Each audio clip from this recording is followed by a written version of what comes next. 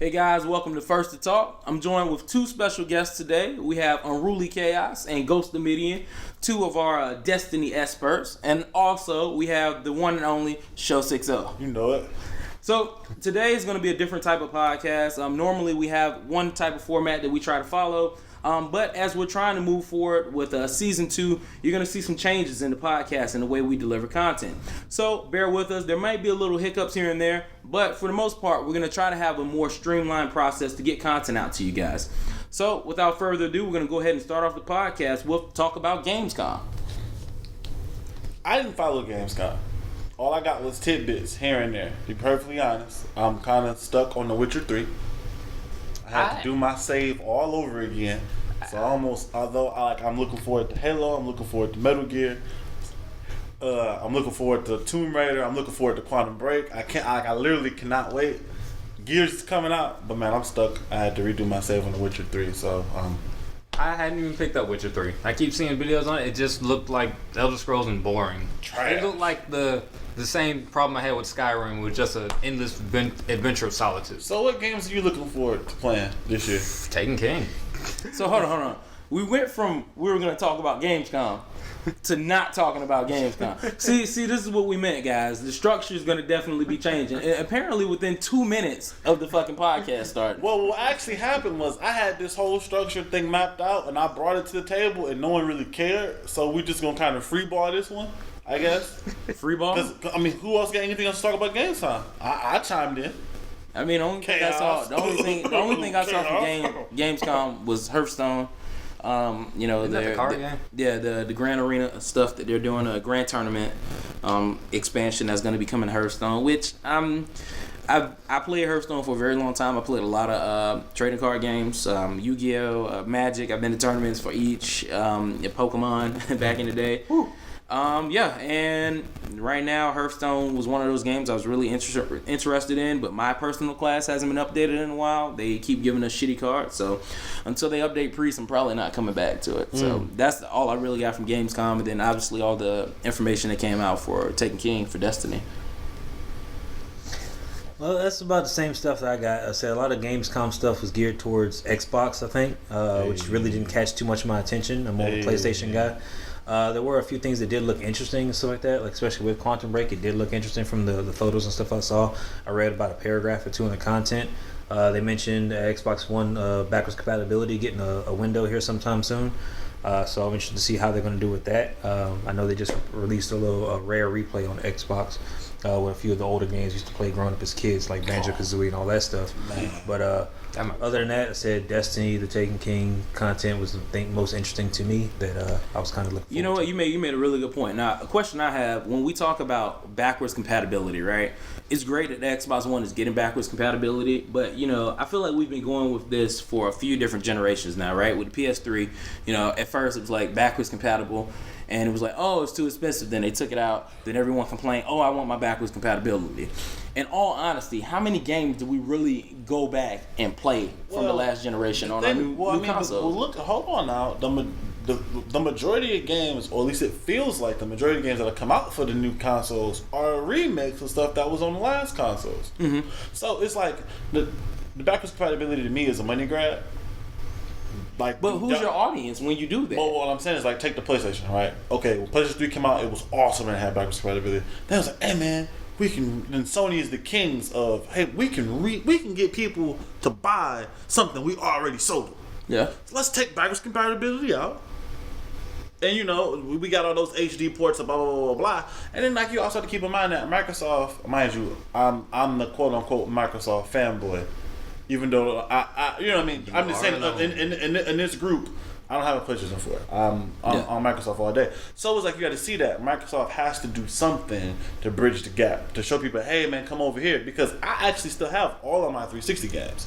When Gears Ultimate Edition drops, it's gonna become backwards compatible. They're gonna let the backwards compatibility go for all of the other Gears, and if you buy the $60 version, it's gonna give them to you if you ain't got it. But here's my thing. So they're gonna sell like a Gears collection or Halo collection. That's the remaster HD versions of the old games.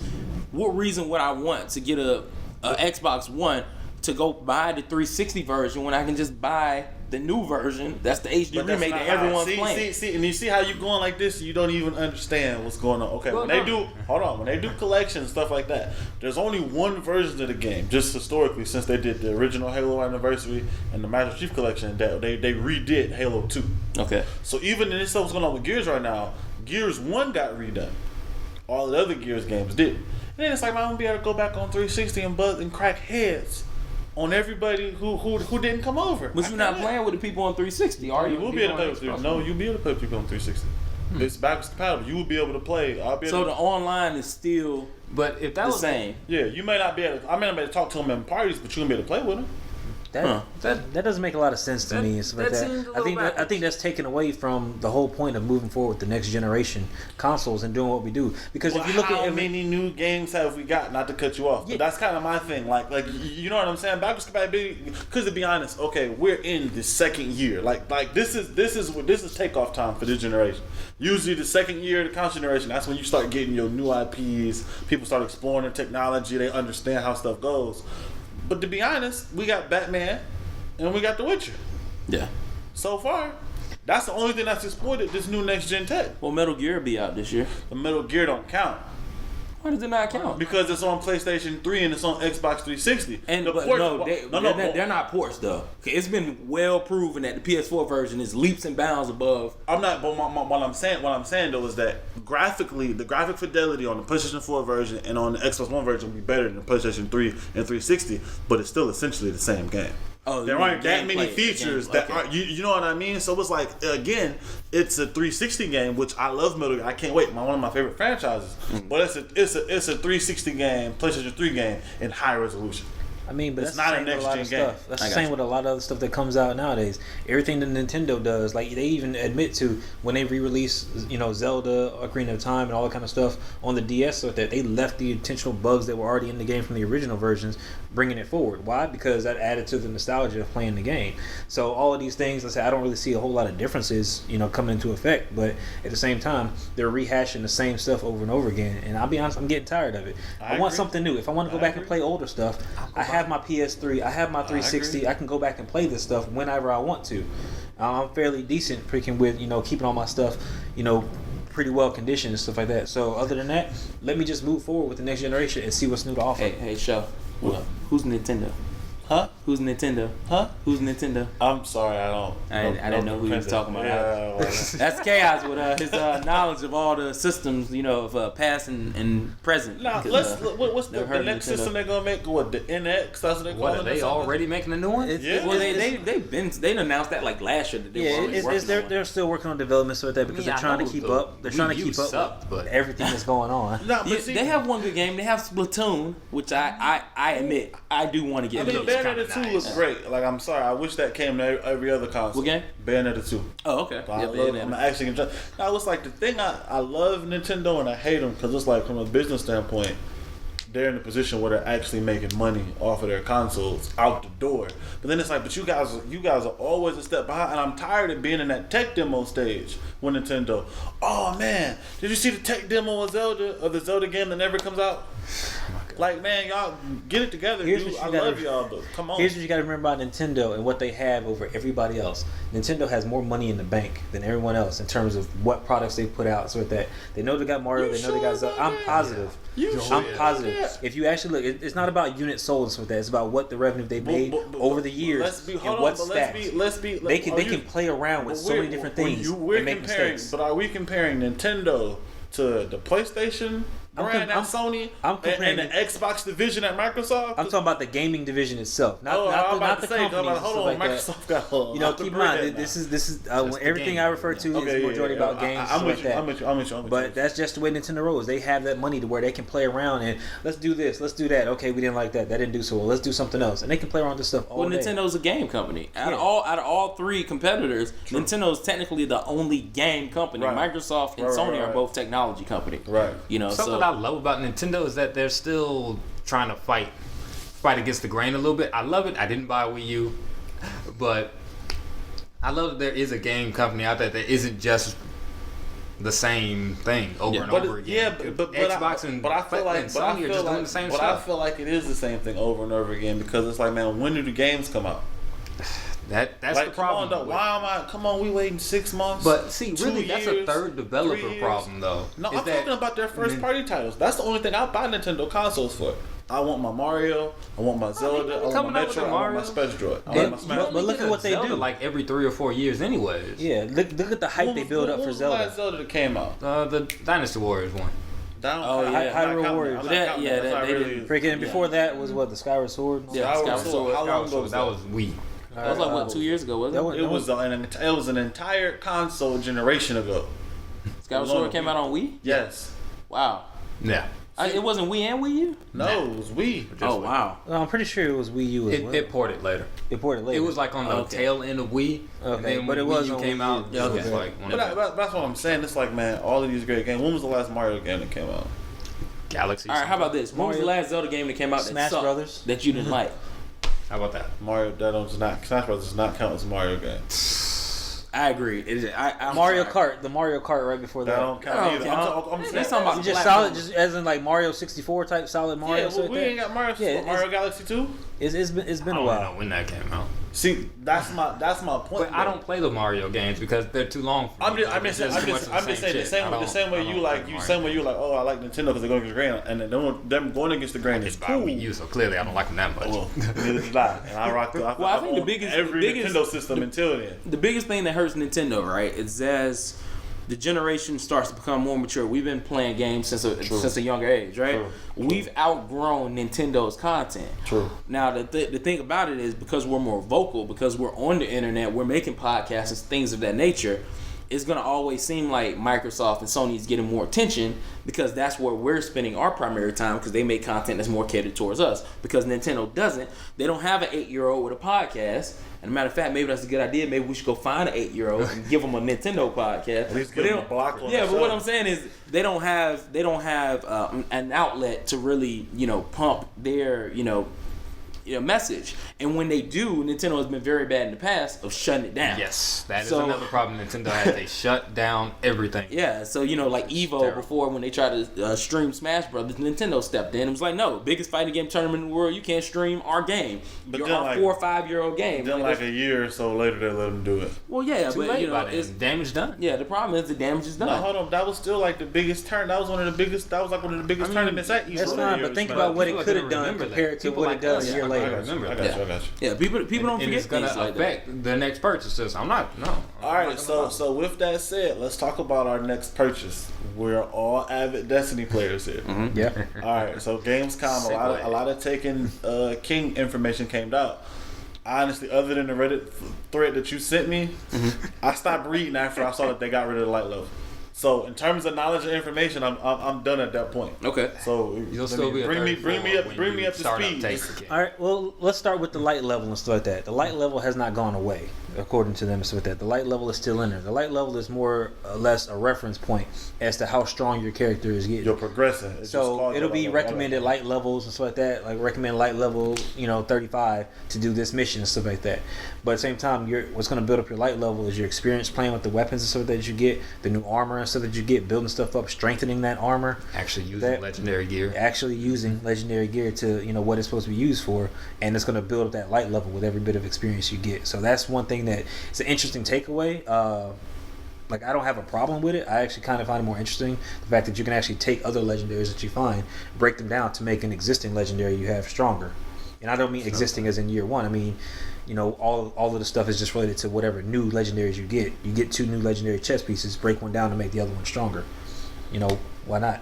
So they're actually putting some more streamline in the more mechanics in this. Yes. Yeah. Pretty much. I heard somewhere, I think it was Dado, he was describing it as more of a ramp level increase as opposed to more of a staircase, because with the staircase you're just kind of like jumping up massive amounts of power with each level like how we do now currently. But with the ramp it's more of a steady increase. You're just kind of slowly getting more powerful, and therefore it's not such a huge difference when you go from fighting level 32 enemies to level 34 enemies. It's just kind of. But if that's the case, so what have they mentioned anything about the delta scaler in the game?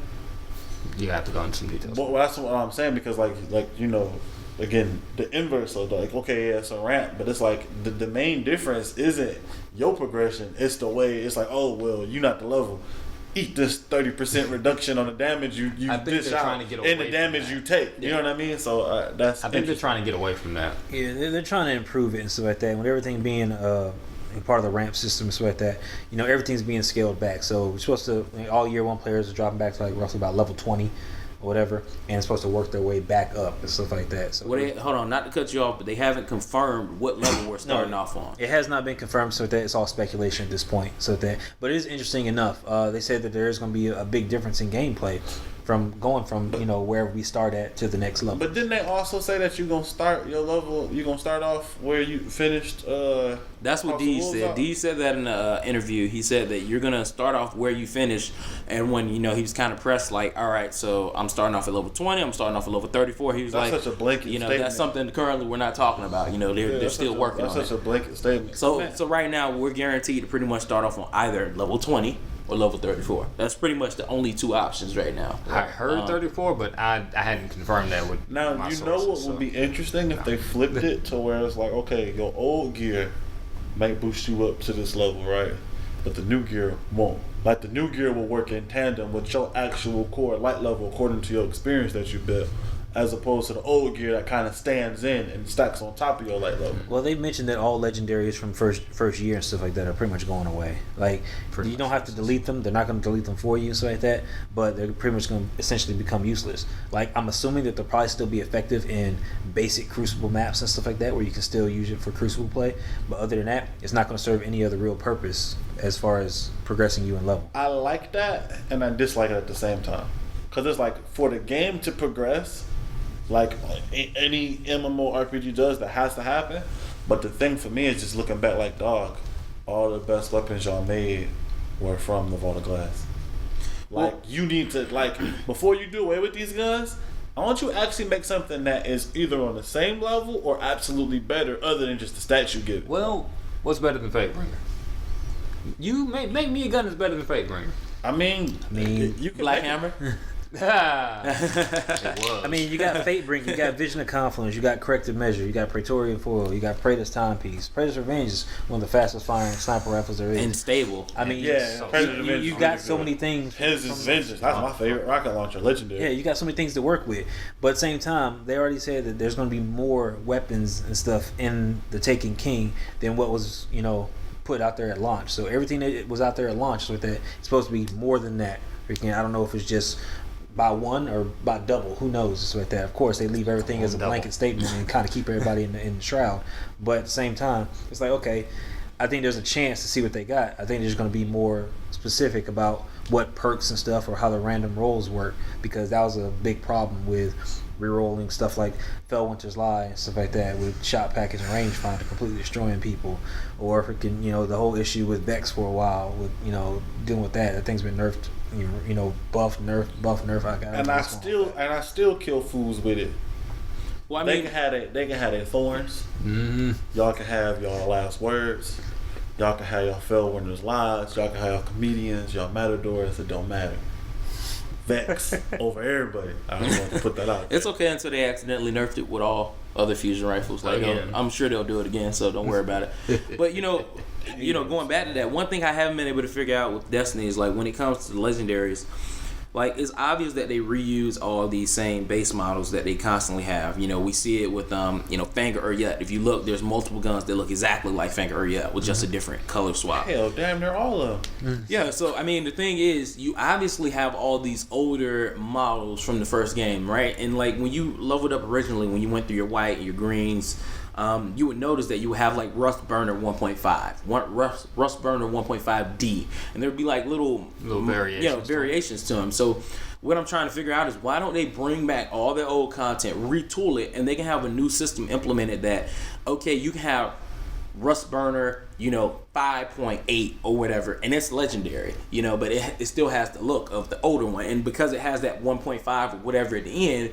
it's obviously denoted that it's a higher version than or classification than the older year, which makes sense. Yeah. Well, Well, some of that old stuff looked really good. Well, Yeah, they did do some of that stuff like that with the BTRD. We have a legendary BTRD, but there was an uncommon one floating around in there that I found, and I was just like, okay, never saw this before, but they're both the exact same gun with almost the exact same stat rolls and stuff like that. Like, Yeah. it didn't But make see, any that's sense. the thing that's so beautiful about Destiny, though. Well, maybe not beautiful, maybe the wrong word, but that's one of the things I really like about it. But then it's like, why haven't they created a way or gave us a method to build upon our uncommons, like a way to turn an uncommon gun to a common gun, then turn common to rare, then turn rare into legendary.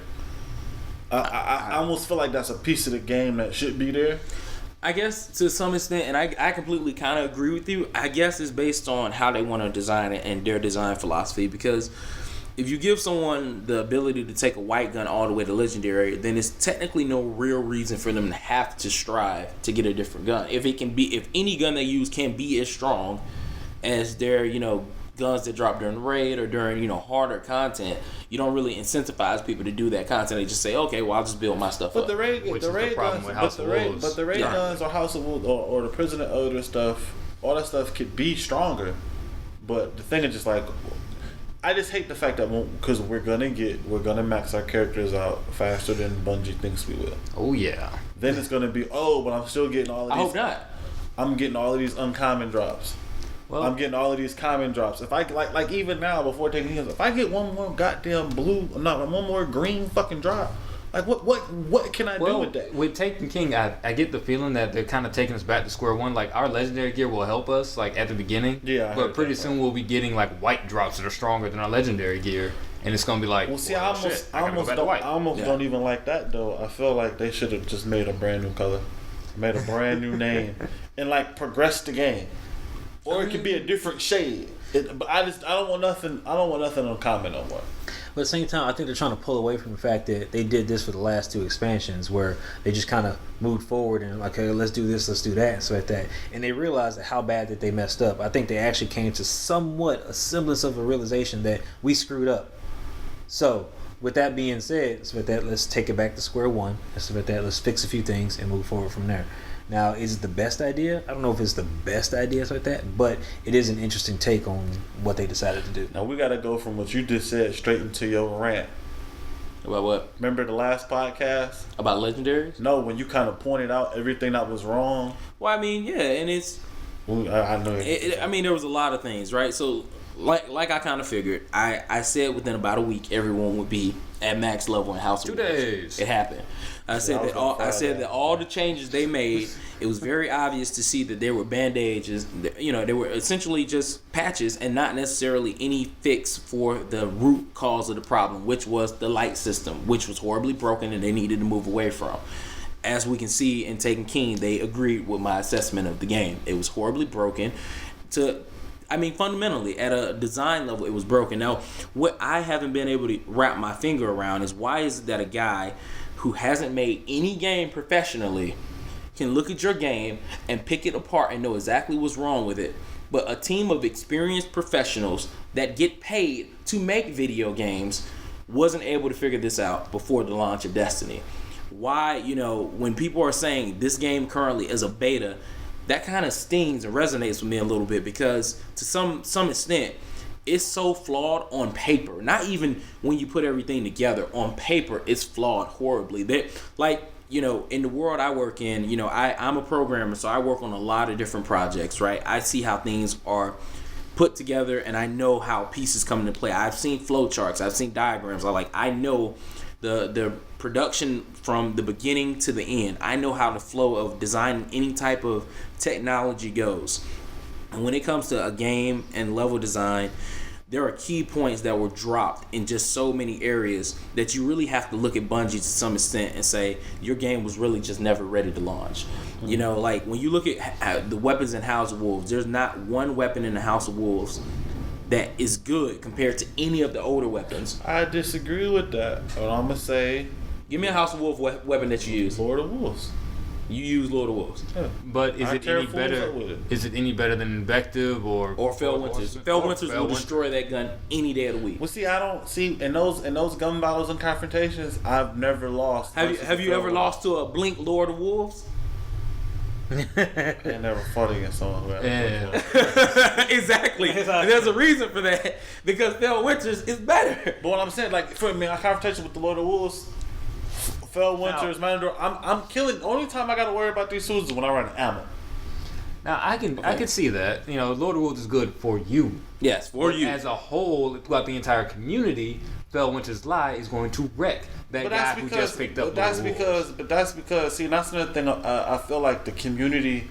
I want to go back one. Like when you was talking about how you could fail to understand how, like, you know, Bungie, y'all make games. How could I figure this out? Mm-hmm. I think the other flip side of that, and not to justify, I'm just saying in general, is that, okay, mind you, they're programmers by profession and by trade, but we're gamers. Like you got to keep in mind that, okay, in Halo Reach, people used to send me mad hate mail, like, oh man, you must be cheating. That's not your actual level, blah blah blah blah blah. Because I was like, I was playing like a general when I was like a recruit or something. But people forget that I've played every single Halo game.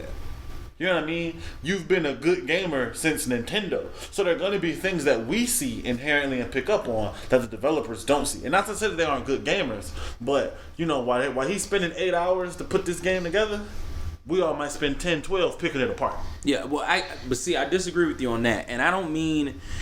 I'm not talking about the mechanics of Destiny as far as the shooting or the sprinting or anything like that. You're talking about the game structure, the way it's not built. necessarily the structure. I'm talking about the design. So when I'm talking about the design, I'm talking about the philosophy of it. When they sat down and they looked at the light system, they realized that their light was tied to gear, which meant the only way for you to progress was to get gear, which was based on a random system.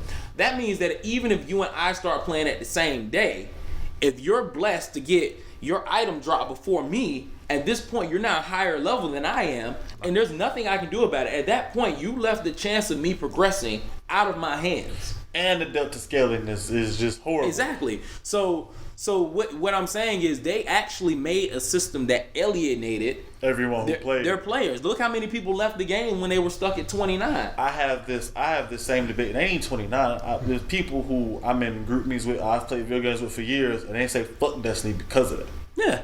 Like they refuse. Oh, it's great to do it now. I'm not coming back. I mean, because that grind from 20 to 30, was fucking it was brutal. Because I got lucky a couple times and got legendary drops while playing. It was so bad. That's what helped me out. It was so bad. You almost could not be happy for someone who got that drop while you were there. True. Because you were still 29. True. Like, hold up, I've taken you through it. And I haven't got all this shit. Well, I'm talking about to get, let's say 20 to 26, to be able to even play the raid. Oh, yeah. Because you need to, that's another thing too, like, why was it, my experience may be different from y'all's, and I still need to chime back on these weapons. Like, just give me a second. We'll get back to it. We'll get back to it. But, it's like, dude, okay, the raid was recommended level 26, this is all the glass I'm talking about. But if you weren't 28, if you either had to be incredibly skilled, or you had to be level 28 to beat it. And it really pissed me off because people are like, oh, well, you know, you in 3 levels, okay. And I had never completed that raid with somebody who was level 25 or 26. Well, my first go round. My first go round through the raid, I was a level 25 when I entered. I had blue weapon. I had nothing but blue weapons at the time. Yep. Blue weapons and armor, and King and Chaos actually were part of my raid crew at the time. And it was bad. I'm a very skilled player when it comes to PvE, but it was still very difficult. Did y'all beat the encounter though? Yes. With a 25? Yes. See, I've never done that. We beat it. It's been it's like, I don't know, maybe PlayStation guys are better. I don't know what to say. No, it comes down. Y'all got better at target acquisition. The same way y'all got better guns. It's not only that. It comes down to, you know, how the players are and how well, you know, you're able to mesh with people. Like when we started playing and stuff like that, we had 4 of us. It was just 4 of us. We had 2 people from another clan that worked with us. They quit because they couldn't break and we raided with them on regular levels. And they could not get past 29. Like they were stuck at 29. One of them actually was higher than all of us when we started raiding. And we all passed them. All of us. And caught up. Just to catch up so that and finish the stuff. So, and the fact is they have not played at all. Like Dark Below dropped, they didn't. They paid for it. They had it, and they did not drop. They still play, you know, 2K, 14, 15, or whatever. You know, that's what they're playing. So, like, I understand, you know, where that's coming from and how all this stuff transpired, because it's literally, you can be hunting for stuff for so long and it just not happen. Like, take me. And you knew I was going to bring this up. Gallahorn eluded me for, what, almost 10 months and stuff like that before, you know, and I was alienated because I could never take down Crota or do all this other stuff. I had to sit in the back or Well, whatever it's true. and pop shots with truth and stuff, and hopefully I'll hit something. While we all laughed and clicked our Gallahorns together. Yeah, and everybody else has got 5 and 6 Gallahorns apiece, and I've got nothing but one truth. The only truth I forget. And he was there when everybody got their gallon. And I feel your pain, but like back to the weapons and skill though, like the thing that really irks me with Destiny's community sometimes, and mind you, for my raids, my prison and elders, all that stuff, I'm the forum guy. Like in a sense, I'm so in touch with the community because I go on their forums and go to their recruitment, and that's how I blew past everyone who I play with, because my team for some reason we just don't mesh well. The people who I play with on a regular basis don't mess with Destiny like that. Then it's like I don't know, whatever. I'm the fifth man.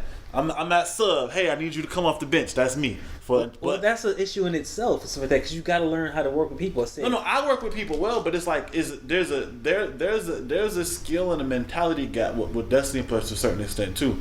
Everybody's not gonna put up with the grind. Everybody isn't gonna play for 10 hours, not get what they've been striving for, and keep coming back for more. I mean, that's just. But you made a good point. Actually, let's go back to actually the root cause. Right, you're the fifth man.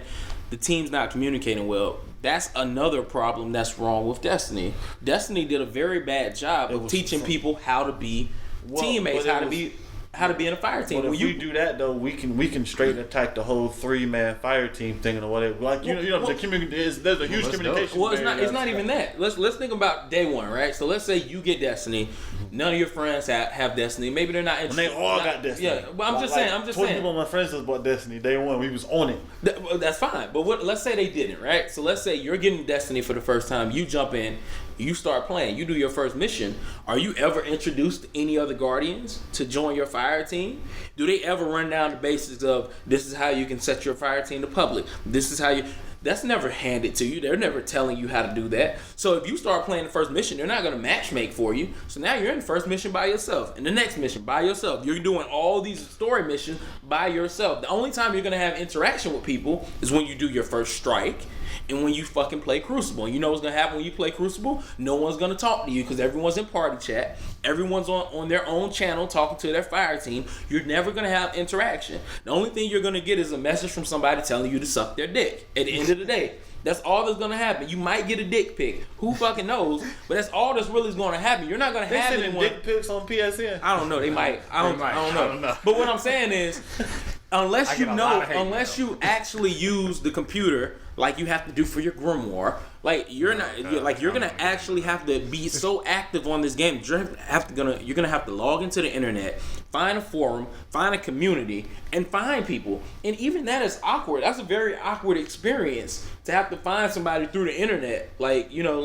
I'm not a big proprietor of people going online and like dating and stuff like that. But if you do it, that's fine. But that has to take a certain type of person to be willing to do that and commit themselves. Like, you don't know what the fuck you're gonna run into when you meet someone online and you jump in the game. You're like, "Hi guys, I'm ready to do the raid." And you're like, "Fuck, dude, you're not the type of person I'm trying to right." be playing with. No 11-year-olds. Oh, well, you sound like an 11-year-old, so we can't play with you, bro. Yeah, so that's just how I feel about it. So I just feel like because they didn't do a good job of establishing how to meet people and join up with people, and today they still don't have a good way for you to matchmake with people. But then you also got to peep game too. It's a business, right? Mm-hmm. And this is the thing that I've got from these developers who are putting out this unfinished content. Man, a lot of times, and I'm not saying this every case, man, they be putting out this content, and I mean it is genius too. All right, so this is what we put out, and we're gonna let the message boards tell us how to make the game, so we can make more money.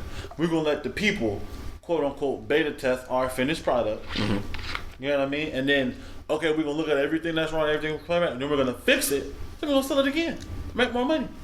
Well, this is where I have a problem with it, because in a recent interview they did, I can't remember if it was at Gamescom or after Gamescom, so that they sat down with, I believe it was Eric and Deej and stuff, and they were talking about how we wanted to make a game that was different. We wanted to make something, from the ground up and stuff like that. And in one part of it, they stressed that, would it be nice to go in and you're doing a mission and stuff like that, and you come over the hill and you see somebody and stuff like that, and it's your friend and stuff like that, and it's somebody you're able to work with and stuff like that.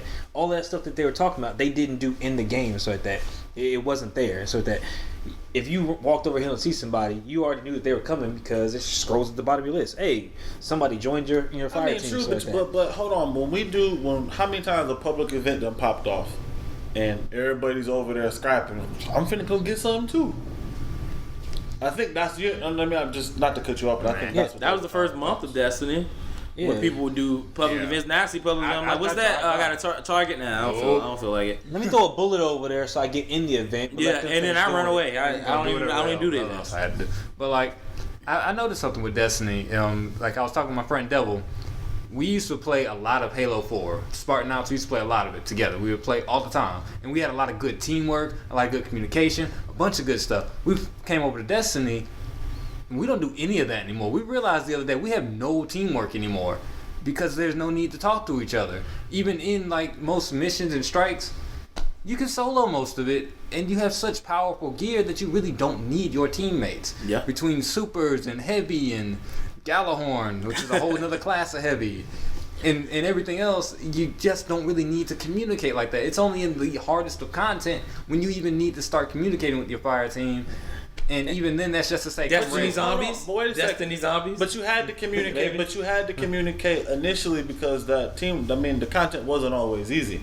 Through the story mode. This is you and my constant debate about how the game Galahorn broke the game because it's the most powerful weapon. You don't need anything else. Galahorn week 2. But it's a game that's based on loot. And it's based on getting the most powerful weapons. So when you get the most powerful, like the whole point of the game is to get the most powerful guns. Then also with Galahorn, like I understand, it's overpowerful. Do the roof pack rounds need to be nerfed? They're gonna take off 20%. They're still gonna be the strongest gun in the game. You know what they should have done? What? In all honesty, if they wanted to follow a traditional MMO's progression, right? Mm-hmm. The problem with most MMOs, and it's a good reason for why it burns people out, is because MMOs normally have skills. They have classes, like class trees you have to follow, paths, jobs, whatever you want to call them. If Destiny wanted to, they obviously are keeping count of how many pulse rifle kills you get, how many hand cannon kills you get. If they wanted to, they could turn all those into jobs. And then from now on, every time I get a hand cannon kill, it goes towards my hand cannon kill skill tree. When I hit level 20 hand cannon skill, now I can go wield a thorn. Now I can go wield a hawk moon. I love that. And then that way, because now it makes the Grimoire actually make sense too. Like, this person's Grimoire level. Exactly. He got now you're a pulse rifle specialist. Now you're this specialist. I love and that. now everyone has a role as far as how stuff goes. And then that concept will also chime into how repetitive the content is. But then it's like, okay, it's structured to be repetitive. How is you gonna get this 50,000 kills with this one gun? Unless you do the same shit over and over and over and over again. But then you have it. Then you have, oh man, we got to do this raid. We really need somebody who can wield this gun, because this gun, maybe you have certain guns that actually give a priority, like the Mega Man effect, where it's like, this water cannon that only there no more. Yeah, but I'm saying, like maybe this water cannon that only somebody who's level 40 and heavy can wield, or level 40 and whatever type of weapon can wield, can get in there in this particular raid and hit the boss and do enough, stagger to them where y'all can come in and do a different game plan. Like it can actually affect, like kind of like the Mega Man concept. Where if you went into Storm Eagle stage with a certain weapon, ice is gonna hold them to the ground for a second or something like to that effect. But I feel like with weapons in Destiny, people forget. It's like, of course, in the online game period, whether it's a shooter or a fighting game, people are gonna go to the easiest thing. Oh, this is the higher tier character. He's easier to use. Let me play with him so I can win more. But it's like people forget about the skill level. Like back to you were saying about truth and like hoping you hit something. I was like, we've been playing first person shooters for so long. I don't need a rocket launcher with tracking. It helps, yeah, but I don't need that to hit something from the other side of the map. Okay, true. So I just feel like people. I feel like with Destiny though, everybody like, but I need this crutch. When we've been playing first-person shooters for how long? But that's the same argument as like somebody would make the argument like, oh, you don't like throwing the last word, don't use them. Okay, fine. I don't particularly like getting outgunned in every fight I walk into. But I don't get outgunned. I use the Vex religiously. I use multi-tool. Laying them down. He uses middle multi-tool. But you got speed on your side. You got. I'm saying, but no. Wait, hold on. You chose last word. No, but I'm saying, I'm not talking that shit is speed. I'm not talking about speed in terms of weapon to weapon. I'm talking about. Oh yeah, I know. I'm talking about the agility boost you got. How you start your character. Now you gotta pay a consequence for that. I'm saying consequences. He brought a knife to a gunfight, man. It happens.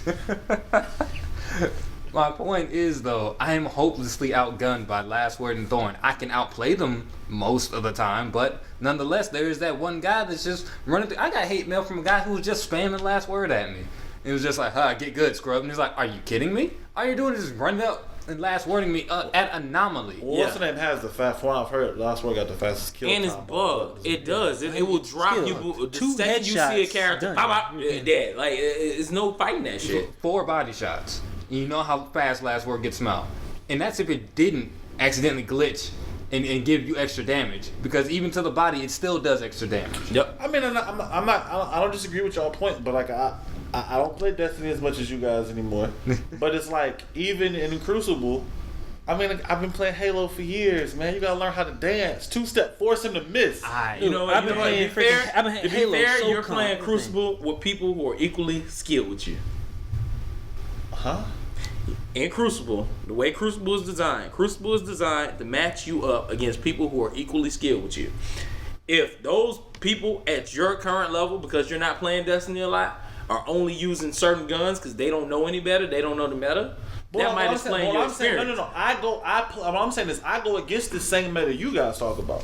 When Trials of Osiris dropped, it was literally Last Word and Thorn all day, and I still got to 9.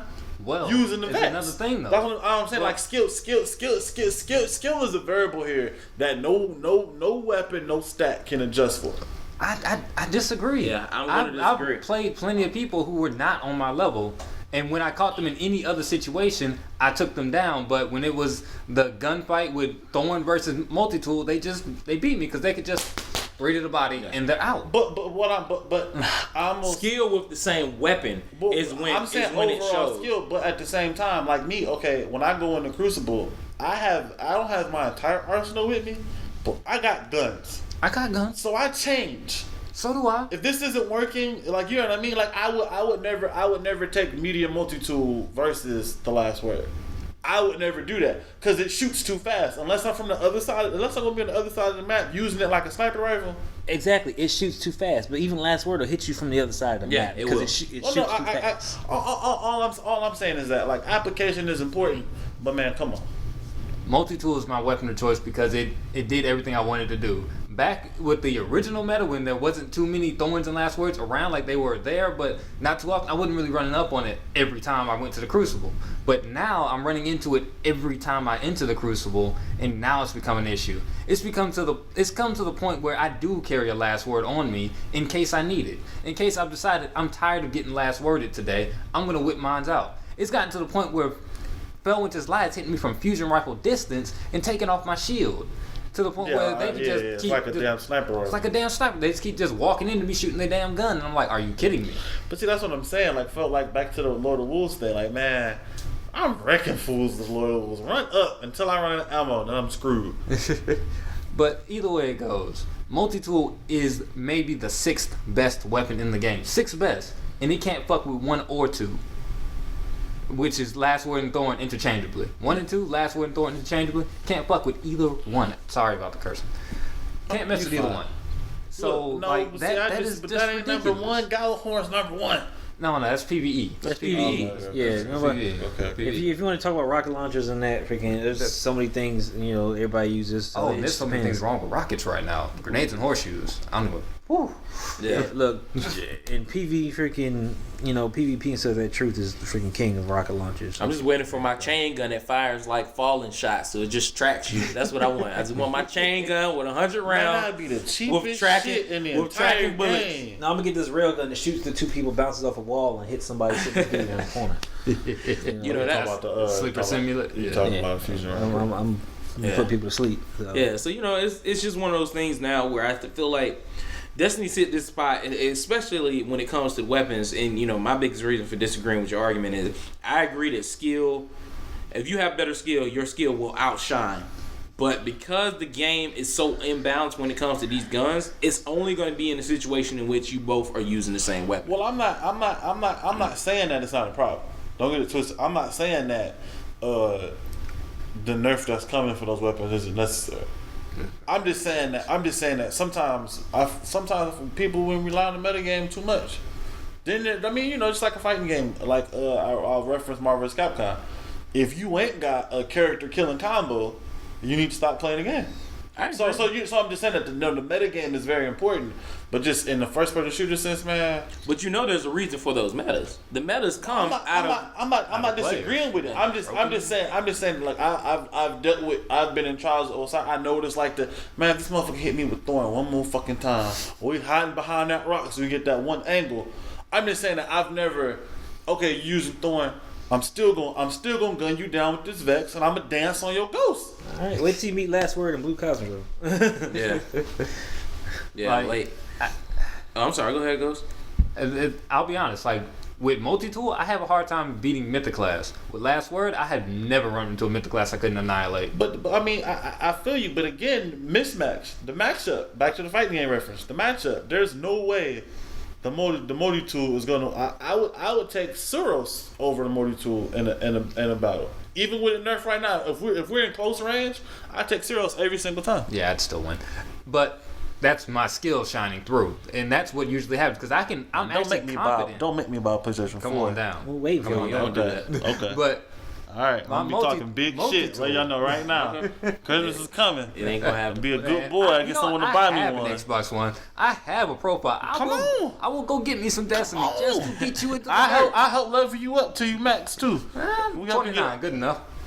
Yeah, You should have seen me in Iron Bandit the other day. Nah. Either way it goes, though. We wrecked the whole team of Red Deaths. That was hilarious. Why? Because everybody who used it was they were using Red Death to counter Thorn. But see, that's another thing too. Like, so we switched off Thorn. Well, I switched off Thorn and went to multi-tool. But see, but that's my point. Like when Trials first started, those were the main three weapons. It was Thorn, Last Word, Red Death. Mm-hmm. All right, and Red Death has since vanished for the most part out of Trials, right? Because it's harder to use. Skill level, like that. That's the whole thing. That's the thing I keep going back. Like my thing with Destiny, and of course the meta's there, but it's like people almost use it as a crutch. They do. Like man, like because like Absolutely. it's the same. It's not such a closed system like a fighting game is. It's like your skill with using. I'm sure there's a bunch of. I might not even be using the multi-tool as well as you do. I'm saying like people like bring the skill. I'm saying bring the skill. That's my issue with Destiny. But the problem with Thorn and Last Word as they are right now is one, they're very easy to use, high fire rates and high damage.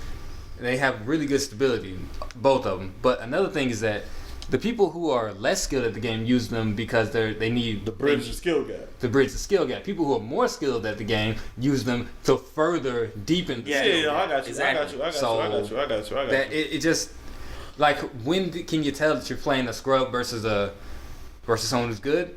Usually the guy who two taps you with Thorn is probably. I feel like I'm running through a goddamn rose bush every time I freaking go into PvP. So. That's a good one, K.I. There's nothing I can do about it. Like I'm gonna get pricked every single time. Yeah, my last word is normally fuck. They need to nerf that gun. God damn it, fuck. But see what was so funny? Remember back when Destiny first started, and it was like, oh man. Thorn is so ass. It was. Ghost helped me get it. I deleted it the same day. Like I had to do that strike. I was like, this strike is hard. Ghost came in. We did the strike. I got it. I looked at it. I started reading it. Gallahorns will put you all over, wouldn't it? Yeah, I started reading it and I'm like, actually, I wouldn't 6 use bullets. It back then. This shit sucks. My Hawk Moon's better than this. Totally. Dismantled. And now he uses nothing but Thorn because in comparison, Hawk Moon just ain't cutting it. Yeah. And I exclusively use Thorn because Thorn has so many benefits, right? First is a 2 headshot kill. You can't beat that. I can hit you in 2 headshots and leave the engagement. Like, yeah, all right, whatever. I'll be back. You'll die. He's burning out. Sometimes I shoot people in the head, say they burn out, and I go on somewhere like he's gonna burn. Well, that's one thing I really do want them to fix about Thorn though, because I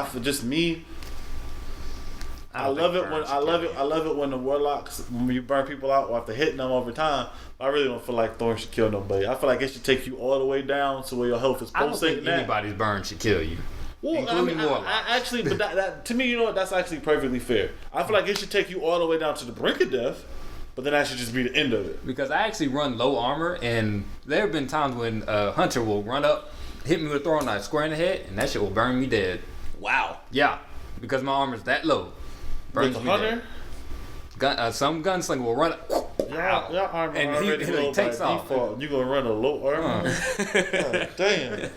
and I dropped every matter time. of fact, we were playing Trials the other night, and I got hit with Thorn.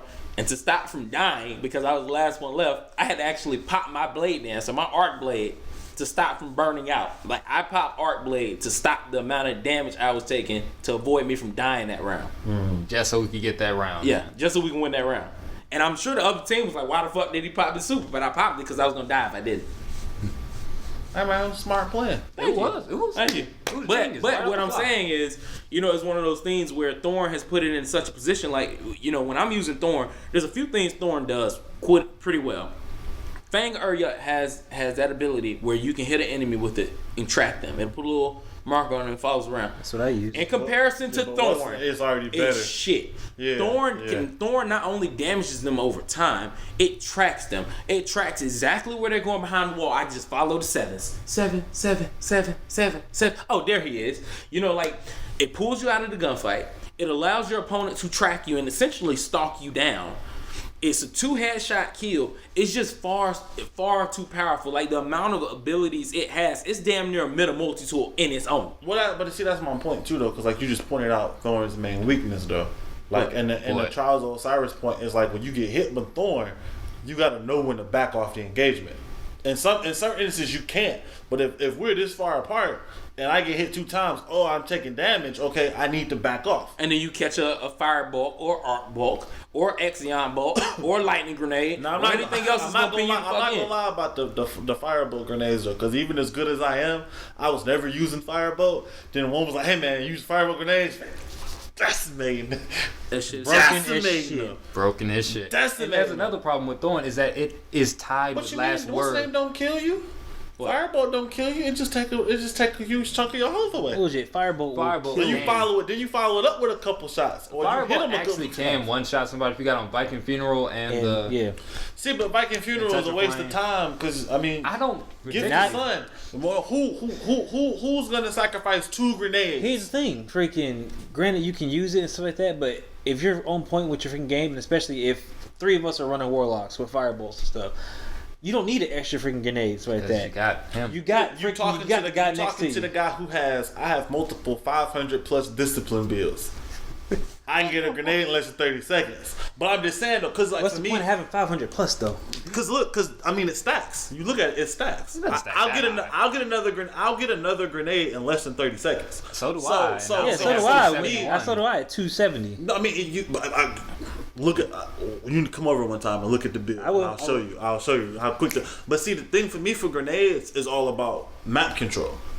I'm not using my grenades so much to kill you as I'm using them to corner you. I use them to follow up most of the time, or to put a bad situation into my favor. Like, there are a lot of times when like someone's rushing me, I'll drop the grenade, hit them with the melee. Exactly. No, exactly. I combined all that because they thought I was at a disadvantage, and I took that away from them. So, what's y'all opinions on what's going to be good, what's going to be overpowered about the new subclasses? I think with everything going on with that, let's take a look at them one by one. All right, let's start with the most OP of the game, warlocks and stuff like that. Emperor Palpatine. Okay. All right, I think he's got the weakest one. Yeah, I do think he's got the weakest one. I can see that. All right, he's got an added lightning grenade at minimum, which is going to freaking help a whole lot because we know that lightning grenade is like almost the best grenade in the game next to firebolt. Like them 2 grenades are just ruthless with that. All right, I didn't like that they gave the Titan's exotic armors the feedback fence. They gave that ability to the warlock, freaking. So whenever they get revived and stuff like that, freaking, they able to do that little shockwave type thing, AC conductor or whatever. They got one where you can revive them; they'll do damage. They got another one where if you punch them, they do damage to you. Yeah, so they're essentially giving the same thing and stuff like that. And they can move around the map faster, so it's easier for somebody to like. I already know. Look, I play as a Titan, so I'm already freaking slow because I tank stuff, whatever. So if I got a warlock chasing me, I'm not getting away. I'm gonna have to engage and try and shut you down before you take me out, freaking, or just let it happen. Just bend over and take it. As much as I do not want that to happen, that's probably what the situation is gonna end up being. But other than that, just this little lightning from the fingertips and stuff like that, I don't see it doing a lot of damage and stuff like that in terms of like if you're able to tag your target. So if I see somebody fighting somebody like the way Ghost plays and stuff like that, like I can see him, getting out of there quicker than he can finish doing his little lightning fingers and stuff, especially because he can jump. So this dude will be up and out around the corner and so like that. While this dude's trying to chase him around, and it doesn't look like he can jump. But that's a high. But you're talking about somebody who's really skilled, though. You know what I mean? Not the. I mean, come on. I listen to y'all talk about how ghosts can move around the map, and a lot of people ain't getting away from that. Especially when you got that little conductor feature when it's gonna start bouncing off other people too. And this is another thing. Then this is coming from my end, as I play a lot of Crucible pretty much all the time, all day. But like when I hear the cue for Golden Gun, I've gotten to the point where if I'm in a good position, I do not run away. I whip out my sniper rifle and I blow his head off. Because that's what I hear. I know where he's going to come out. There have been times where I timed it just right, because when someone pops Golden Gun, they get real bloodthirsty because they want their 3 kills. Yeah, they do. I drop a trip mine right in his path. And it'll either zone him to where he just can't walk through, or he tries anyways and dies. You know, there are times that I can at least trade with him. I like to kill Golden Guns, because I don't want them going out and getting their 3. That's how I feel about blade dancers. Like, it's so situational. But like, I used to use the what was it called? The old fusion rifle. That was the truth. Pocket Infinity. Oh God! I used to love using Pocket Infinity. Yeah, you can tear a blade dancer right up, aim right in their chest. Use your right stick so the recoil don't mean nothing. Just right. Fuck up out of here, man. And so, but I feel like the Warlocks is weakest because it'll be the easiest to counter if you hear it coming. Well, I think what's the name is the strongest, though. I'm not gonna lie. Who? I think the Hunters is the strongest. Well, the fact that stuff can be able to stop people's supers too. Well, let's go into Hunter and stuff like that, because I'm gonna disagree. But let's go into Hunter and see where Hunter stands and stuff like that. All right, Hunter's got this void bow, so it's able to tether. You can tether 1 of 2 ways. You can either tether enemies together and stuff like that, or you can tether your team together. So based on the player and stuff like that, if you want to play support style and stuff like that, and boost your guys up, or you want to still play support style but hold everybody down. So if I come in and say I got a Nova Bomb or something, and he chains 3 of them together and they can't go nowhere, then cool, I can come drop a Nova Bomb and kill all 3. Hey, I just made more stuff for him to go on and keep doing the same thing over and over again. Quick thing though, I wonder if that makes orbs for me or orbs for him. No, it might be orbs for both, which would be overpowered as shit. Mm-hmm. Yeah, it would be. Because that's just 3 people. That was 6 orbs. Unless they treat the blade dancers orbs. And you go out there and get 1 or 8 people and only get 2 orbs. God damn. Fuck you, Bungie. So you got different stuff. I said the melee has been not necessarily replaced and stuff like that, but it's got that smoke feature, which I think will work like the throwing knife. So you either throw a smoke bomb or your melee if there are 2 up close. You got that evasion roll you can throw on there. So I think it'd be easier to get away. I don't know how much easier it'd be to get away from supers and stuff like that, but it'll be easier to at least get away from that's another question. With the evade, is it like Blink where you have a period of invulnerability? Do you not? How quickly do you come back out of it? It's a dodge roll, so I would assume you have some type of invisibility. Yeah, invincibility. Sorry. It looks like you kind of phase out a little bit when he was doing it, so like that. So it's just like kind of like shadowed himself with her as he jumped away. But is it? I hope he can actually still take damage though. Like as he fade out. I hope he can. It's an ability. Why would I take damage? I don't think he should take damage. I don't think he should activate that. Not to mention, it also pulls us to third person while we're evading. So because you gotta come out of freaking first person and go back into it. That's potentially the most overpowered thing in PvP, possibly. Potentially, but Blink's still better. Yeah. But something else I wish they would add? I wish they would almost, like, I love the chaos of Destiny's PvP, but I also wish that like they changed like some of the rules up. Like, you know what I mean? Like just certain properties, like, okay, this works great in PvP. You know what I mean? But there's, I don't know. I can't really explain what I'm thinking. Maybe they just altered it just a little bit. You know what I'm saying? It just depends on stuff. Some stuff's gonna work better in PvP, some stuff in PvE. Some stuff works both ways, some stuff doesn't. Like Defender, great in PvE. Yeah, great in PvE. Freaking does not freaking work worth the damn in freaking PvP. I know there's some defenders out there that are gonna be mad at me for saying that, and I'm sorry. But I said, I'm not. I kill y'all all the time with melees in that bubble. I love it. Stay in there all you want. I got grenades. You can have the helmet Saint 14. I can't see and you still die. So it is what it is. So it's all about playing with it. I think the Hunters got the shit in the stick still on grenades though.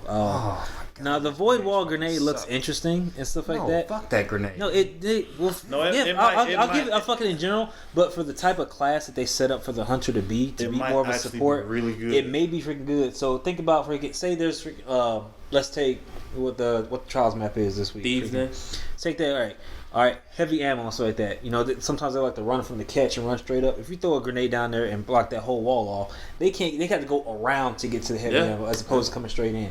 So I see that. I see that as. I mean, you don't know how much damage you're taking from it. But if it's anything like the Void Spear 13, No, I if it's get, anything like I the get, I Vortex get what Grenade you're saying. 13, What We he's don't know. about- Does it slow what he's down? saying Does is that it- the we don't know. application. He's saying that the application of that grenade still remains to be seen. There's a lot of potential there. We don't know what's going on. I with walked it. through They're still swarm working on grenades. stuff. I'm like, oh, swarm grenade. Whatever. fuck that grenade. Yeah, I just walked there. it depends on what's going on. Is there an exotic that's going to boost that freaking do more damage, just See, like 'cause the that's nothing just like- manacles? Thank you, And stuff like because that, that I got grenade killed by a was- swarm grenade for the first time. That grenade the other was day. ass, and the scatter grenades went from being number 0 to like number 2. Yeah, so I've killed 2 people with one of those grenades before. yeah, so it It just was depends on. completely luck and situational, but I still killed 2 people with I one can't grenade. hit shit with my scatter grenades. I So throw them on and I'm like, it literally depends on situations and stuff like that. Now, in all honesty, I think the most OP is going to be the Titan, and the reason I think that because you just gave a Titan who's already a walking tank a roaming super and stuff like that. not to mention a ranged roaming super. Yeah. Which are the It's stronger That can So- be either or. He can either punch you or throw shit at you. All right, it doesn't matter. Freaking, I can add a shoulder charge in there if I wanted to. Freaking, like there's more that I can create more stuff. I can create sunspots and stuff like that running around. I feel like that's so fair. Sorry. I mean, it's got a lot of stuff. I can create sunspots and stuff like that. I can put wreath and flame, so I can heal myself with overshields while I'm at these sunspots, So he while becomes still a laying down freaking damage like warlock. that. Freaking, so basically, he's the counter to freaking to the warlock being OP. He really He's a is. warlock when he got Yeah, his super. like I that. think we can all agree though that Golden Gun still takes the top. Golden Gun is still gonna be. Golden Gun can still put down anybody out of anything, as far as we know. I have Far not as we seen know. anything different and stuff like Oh that. wait, I have Fireborn Radiance Ram. Ate the shit out of my Golden Gun shot. Still a little salty about that.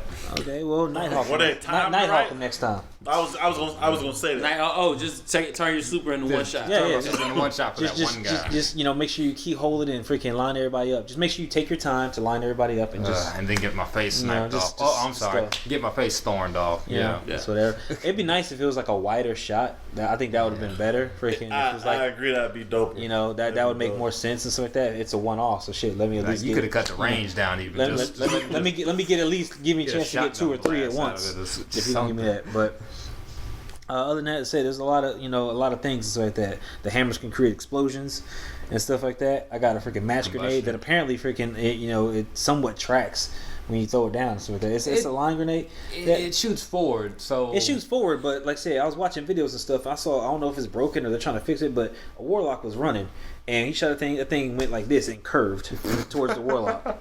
Oh god. Oh, you had him behind the corner? Like, oh, Yeah, so I was like, okay, that's. I don't know if they're gonna. They're address about to that or get not. fusion grenades, and that's the strongest grenade in the game. So. Yeah. Yeah, Who getting fusion grenades? Titans. Hey, trade. No, Yeah, lightning Y'all grenades. did. No, that's what I'm saying. That's what I'm saying. yeah. Because, like, honestly, the lightning grenades are the only grenades I've ever felt like. Because it'd be like, man, especially if someone put it on the wall just right. especially I'm walking around like Armentarium and stuff. I put 2 of them like this and just cut everybody off. It's great. I love it.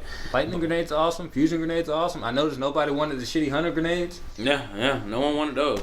I'd have taken a trip mine if they would have made it like a claymore Hey, or man, something. look, I think you guys did get a trip. That's what. They got That's what. incendiary. That's what everybody Incendiary. get. That's what everybody gets for picking hunters. Look, what's wrong with hunters? Nothing. The fact that it seemed like the majority of the Destiny population plays. It's hunters. Yeah. Our primary stat is a stat that doesn't fucking matter. Doesn't Agility. do shit. Yeah, Makes you go can't do higher. it till you get And the bones both- of AO. And both warlocks and titans can jump higher than us. So what was the point? That's what agility does. Makes you jump higher. And I don't feel like I'm running faster than any damn Titans or You don't. Warlocks next to me. Like, No, that ain't true at all. I be getting dusted by hunters all the time. Because they got some extra going on. I be getting Like dusted. blade dancers can turn on super speed, but they don't have it on. We all run the same speed. Yep. I mean, I don't play with the class at all because I think they suck. Fuck you. Oh, they do. They're the worst class. Yeah. Really? Hunters are the worst class. The only reason they even Warlocks are get the best, Hunters are the worst. the only reason they get any attention is because their supers can kill. It's Warlock, Titan, 3 people. Hunter, and I'm sure a lot of people will disagree and say, "Oh, look at all these good PvP players that play Hunters and they have That's Blink." because they are good. Warlocks have Blink. You know, like. No, I'm sorry. Warlocks are just the best, and I mean, after playing with a Warlock and seeing how far that melee is, blinking straight up and coming out Nova Bomb, that's some gratifying stuff right there. You are not wrong, sir. I did one like at Cauldron. They were at the heavy ammo by B. I blinked over them, dropped the Nova, spun around, landed, and like 3 of them were dead. It was great. Yeah, satisfying. Sorry, man. So satisfying. yeah, I mean, no, it's fine. You know, so. I mean, I completely get what Chaos is saying about, you know, the Titan. I also feel like the Sunbreaker is probably going to be the best class. I think Stormcall is going to be worse, and I think Night Stalker is going to be Somewhere in the middle. And I think the thing that really makes it in the middle isn't necessarily that it's going to be a great class. I just think it adds a different variety to Hunter that hasn't been there. Right. And because of that, it makes a Hunter more dangerous because it's a little harder to understand what their playstyle is going to be. I agree with you because it's like the same thing with the Sunbreaker for Titans. It's like, you know, Titans they can play in a completely different way now. Whereas I agree with that because Warlock is it's still more the same. More or less the same, yeah. Yeah, it's taking both because you can play freaking technically defender or striker as a Sunbreaker. You can, you know, sit back with, you know, different things and stuff like that and boost your stats, put your shields on, and literally just kind of tank out and stuff like that and just throw stuff from a distance. Or you can be more aggressive, which is most likely going to be my play type, where I'm throwing exploding hammers and stuff like that, and every kill I get freaking recharges my super. I'm just going to keep running around just throwing stuff until somebody puts me down. Now that I kind of don't like. I'm the kamikaze player. Warlocks need something that. Well, I guess Sunsinger. We already got it. Never mind. I'm thinking Obsidian. I'm sorry, but Radiance is my favorite super in the game. Because personally, I hate having to walk around with my golden gun because I can't shoot. All I have is golden gun. I can't do anything else. Like I got grenades and knives, but I'm gonna shoot a golden gun. So what's the point in that? You know what's underrated about Radiance though? The one that you can use to boost your team's grenades up. That don't get used. That don't get used enough in the game. There's no way to know it's being activated. Only time I ever used it was when we could push the Templar off without him teleporting. We would pop it then so everyone get a grenade faster to push them back. But other than that, no. Honestly, I really didn't care because when a Radiance is popped, you're a walking freaking target to me. So it's like I'm gonna freaking use everything I can to flank whatever you're either running after or is coming at you trying to put you down. And that's how I get majority of my kills. Like he popped Radiance and stuff like that, I'm trying to pick off everything that's running away from him because they're so worried about him. They're not looking at me now. So it's like I'm just picking off stuff. Like I love Radiance. You got enough discipline. With the Sunbreakers, you can get 5 grenades on the screen at one time. Man, I go get 6. I need to go back. Ahamkara. See, you know what it is. You know like exactly I throw on the Radiance, one down. I throw out last word, a multi-tool, whoever, doesn't matter. I'm killing everybody in the room. I love Warlocks, but the Claws of Ahamkara are kind of overpowered. Kind of? I got a strength build when I got 500 strength, and it's like, oh, I killed them. Flame shield. Oh, another one. Like I just one-hit melees and flame shields all day. I mean, it is what it is. I mean, but the classes are going to be definitely something that are going to have to be played with in more depth and detail to get a better understanding. It's about time everybody started catching up, man. I was tired of being the best of the best on challenge, man. Don't worry, you're going to get shut down. But I can't wait for that one Sunbreaker Titan to run up and pop his shit right in front of me because I'm going to take his face off. I'm gonna laugh. I'm gonna walk over to him and point at him and be like, "Ha ha! Learn how to use your new super, you dumb motherfucker." Yeah, I can't wait. It's gonna happen because people don't know. Like I'll stay in cover. People who have never played with hunters just don't know the struggle of popping your shit from around cover. People always say, "Oh, use your blade dance." My life's slow. I'm around cover. Like my life's slow. If I go out there like this, I'm dead. I'm dead anyway. So let me let me get away first, then come back. All right. Now, even with this new DLC and stuff, the biggest thing that everybody's waiting for is the raid. It's worth it. I'm not excited about PvE. You got more story missions coming. You got raid stuff, and we'll get back to Crucible in a minute, I think, because I think there's some interesting stuff I want to talk about with Crucible. But this is a big thing, and I don't know how this is going to run with the raid. All right, it's supposed to be massive. It's supposed to be a new patrol area in the raid. So with using the supers and stuff, and this is where I think it changed directly into, how me and King have talked about this plenty of times before. How effective are the new classes and stuff going to be in the raid? Because you've had certain raids and stuff like that where, okay, it's good to be a Sun Singer in this raid, or it's good to be whatever in this raid. How useful? What raid is it not good to be a Sun Singer? This is true. Ultimate support class. Come on, you saved the team. Ultimate support class. They don't support anything. No, that's not true. That's not true. If the whole team goes down, I'm the Sun Singer. You can't pop your super to be offensive. You gotta hold it. Off the off chance everybody dies, you gotta bring people back. Okay, maybe if you use if super, you use a normal mode, but I'm playing hard mode. Maybe you would have Nova bombed the fucking Praetorian running up on me. I'd have been alive. Hey man, you need better guns and stuff like that. I can't because Bungie's nerfing all of them. Wish I could. So yeah, I want to see how they're gonna do, how they're gonna do the raids like that. What kind of stuff, and me and Ghost were talking about this stuff earlier. It's different, like random stuff that we would like to see in the raids with that. I doubt it, because I mean, so many things were talked about before. Like you're supposed to be running away from something on your, like a little sparrow race type thing. Yeah, we all thought that time break was gonna mean something. Remember that? Yeah. We all thought that was gonna be something. The taking enemies and stuff like that. What are they coming with, and how are they? They did a little rundown. I'm glad, but I was also a little upset behind the taking enemies. Because it's like I'm glad they added a new enemy class. It was like, but all y'all did was reskin everything I already had. But it's, I mean, that might have also been a technical limitation, I think, to some extent. Like because every time they give you a new character model, that's going to take up space. So it may have been easier for them to reprogram animations and new attacks opposed to just making you download. Which they do have some good new interesting attacks. I think will vary. Oh no! I saw like those scions. Yeah, that's my favorite. Splitting and separating. Like, and they keep doing that. Yeah, they don't stop. Like they get around the corner, they'll keep going. I'm curious to see who's gonna be the first person to do like a video to see how many scions they can get on the machine before it crashes and gives them like Caterpillar or something on their screen. Yeah, that should be interesting. That'd be funny. Yeah, it's like, oh hey, look, here's 1,000 scions and Nova Bomb, Obsidian Mine. And Nova Bomb, Obsidian Mine, Nova Bomb. Yeah.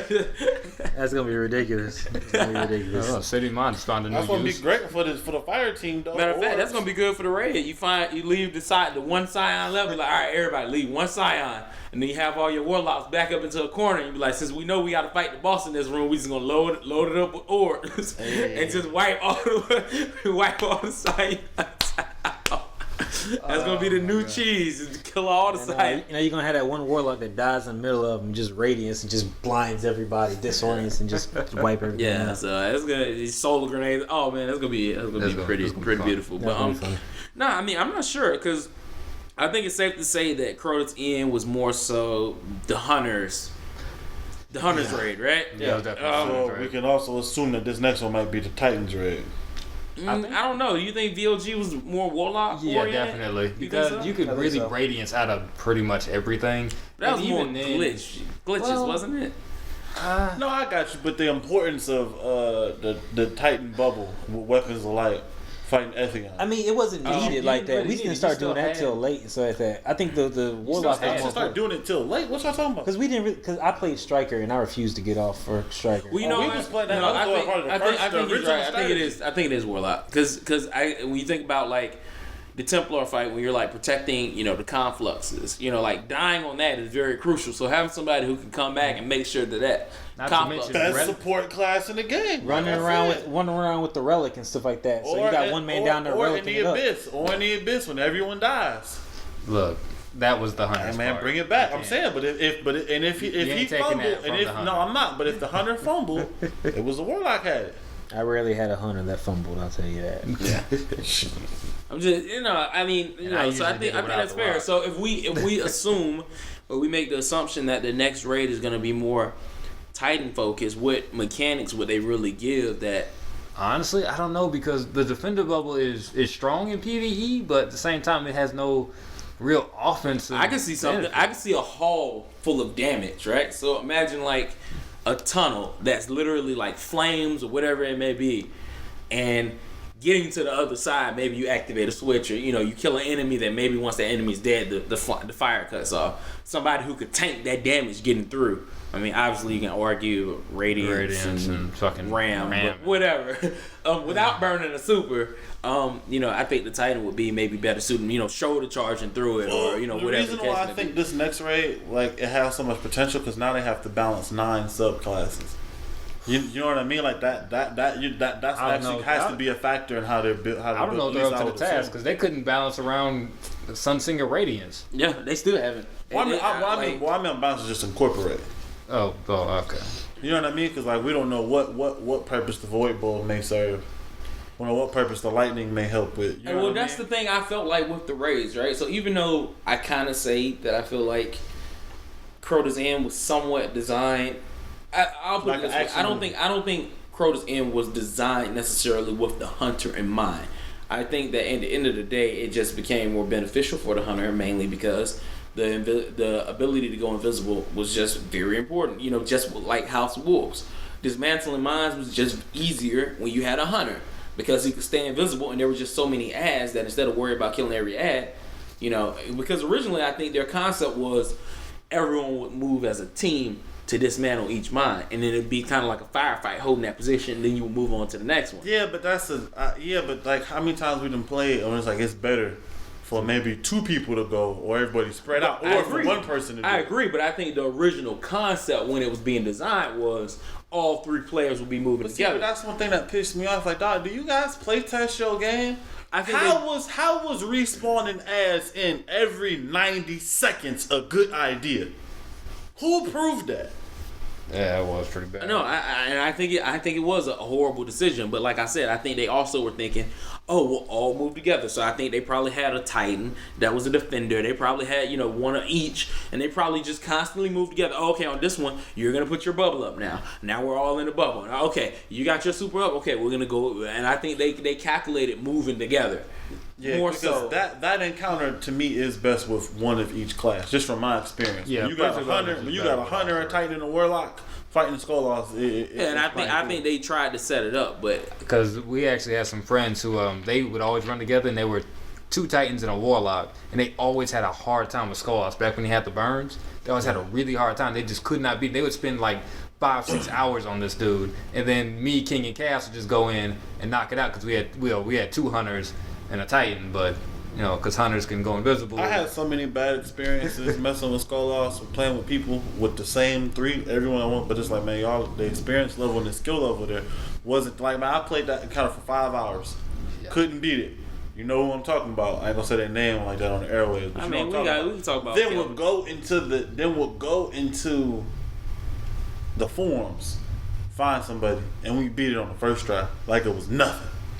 But that comes from having established teamwork and being willing to attempt everyone's ideas, right? So you can't go into any type of high level content and just be the forerunner as far as every single plan goes. Like, the people on your team, they're on your team because you have to trust them, right? Mm-hmm. So if I go down and I'm holding a spot and I die, the moment I die, I've made it worse for the rest of my team. But at the same time, if, Ghost is getting the doorway, Chaos is getting the doorway, I'm getting the doorway, I can't keep turning around shooting their enemies. Because the truth of the matter is, I have to rely on them to be able to handle their job. So if you don't have that trust and you decide, every 5 seconds you're going to turn around and pop a shot at his guy, and then you turn back and now your side is being overrun, that's your fault for not having faith in the rest of your team. Mm-hmm. So I think that's something that, high level content like that is supposed to have for you. Like, now, I don't know how familiar you guys are with MMOs, but I found myself being stuck on an MMO for a couple of years, which was really poorly put together MMO called RuneScape. Oh, yeah, I played that one. I played RuneScape for a couple years actually, and it was shit. One thing, but one thing about that is the high level content. It was one of those things where you had to trust that people were going to be able to handle themselves. Like, that was just one of the things, and I feel like it's the same thing with WoW or any other MMO. You have to trust people can handle themselves. And, kind of going back, not just to the raid, but just to, the gear, the raid, everything in general. you have to accept at some point that everything has to change, right? So you can't expect the same raid mechanics from the past. You can't expect the same plans that you've made to always work. Things are going to be random sometimes. Sometimes people don't want to play certain roles, and you have to also accept that too. Well, like with Skolas, when originally the best method that we came across was that we really wouldn't even kill the ass. We would focus more on Skolas, then run to the other side of the map, thin them out a little bit. Then when it's like it was like a whole dance, you just run around passing the poison. Killing the edge is important, but it's like it's really like this important to the whole encounter. But like you're saying, you playing with someone when all they're doing is focus on killing everybody, and not trying to play with the rest of the team is a bad experience. It gets more difficult, and this comes from my military experience. Trying to manage troops and understand what's going on. So it's like, dealing with 3 and stuff like that, it's a lot easier to talk to to 2 other people as opposed to going into a raid and talking to 5 other people, right? And trying to figure out, because everybody wants to have their shining moment and stuff like that, and it's cool, it's understandable and stuff like that, but the end game is the goal. What can we do to get through this and figure this out? And you always have those people, and don't get me wrong, I love my clan, but we've had a few problems like that in the past and stuff about either trying to do other people's ideas. Some people don't want to take other people's ideas. People arguing with each other. Some people not doing what they're supposed to do, and it causes a lot of issues and stuff. And it took us a while, and it took a lot of repetitiveness going over and over and over the same thing for everybody to understand what's going on. So now we can run raids and stuff like that to where we know what we're doing. We don't have to talk about it. It's not you go here, you go here. Everybody knows their job. You go there, you get it done, and you move on. And I think we have a great, cohesiveness with that, and a lot of people I still see don't have that, and it causes an issue because they're either I'll play every so often, or I'll play all the nightfalls come out, I'll play and run my nightfall, and I'll get off and I won't play again until next week. So at that, and those people, and I'm not saying you got to spend your whole life playing the game, but let's be honest, I'm retired, I ain't got nothing else to do.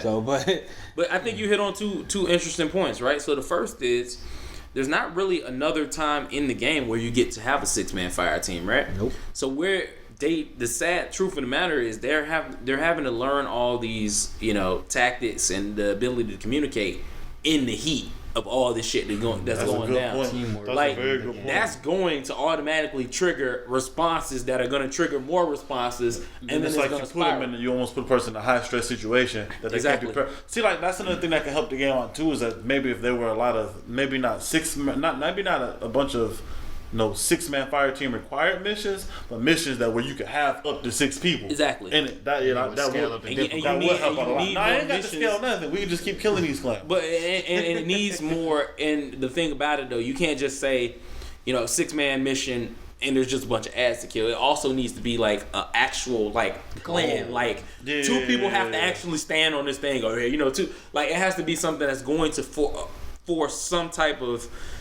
strategy, communication that has to take place. Like that way it can be more of a prep for the raid. I felt like with the raid, it was almost like, hey, you've been playing in groups of 3. Now find 3 more people. And that was something else they did a bad job of. Let's say I got on Destiny, I only had 3 friends originally, and we were all playing together in the fire team. Here's the raid. Get 3 more people. We don't know 3 more people. Well, now, that's one thing I wish they would put on there. It was like if they would incorporate the forums into the actual game. Like when you go to the tower and you get your bounties. Mm-hmm. Like if that message board behind the robot you get the bounties from was like it was actually the forums, and you could like instead of me having to get on the forum with my phone, look something up, then I gotta pull out my iPad to get on my smart glass and send them a message because it's the fastest way to do it. Yeah. I gotta have 2 different devices and the game plan. Yeah. So me to accurately, because people be like, oh my god, how you do it so fast? Because I'll send out 4 or 5 messages. People always hit me back, but it's like I gotta use 3 different devices to get that amount of speed. Well, if you built it into the game, to where I could access Destiny forums in the game, put up my post, hey, I got so this is what I'm looking for, this is what we need, can you help us out? You're 100% right. That would set the game ahead so much. There's games, from 2-3 generations ago that had that built in. Like back when I used to play SOCOM, the lobby itself, so you had your main lobby. The main lobby literally had a message from every single person playing the game. You could just be like, hey, trying to do a 2v2 on Frostfire, trying to play this map, and that shit would all be at the bottom. And then when you jumped into the actual room to play the game, where it was like 8 on this side, 8 on this side, you could switch teams then and there, and you could still be sending messages all at the bottom. All that shit was in a PlayStation 2 game. Right. So how the fuck are we, 2 generations past that, and Destiny didn't think to have some type of way to hook up with other people and play? Well, the only balance I'll say is that I think one misconception we have about Destiny is that we look at it like it's a Xbox One, PlayStation 4 thing, because that's the system we play it on. But like, it's technically not even current gen.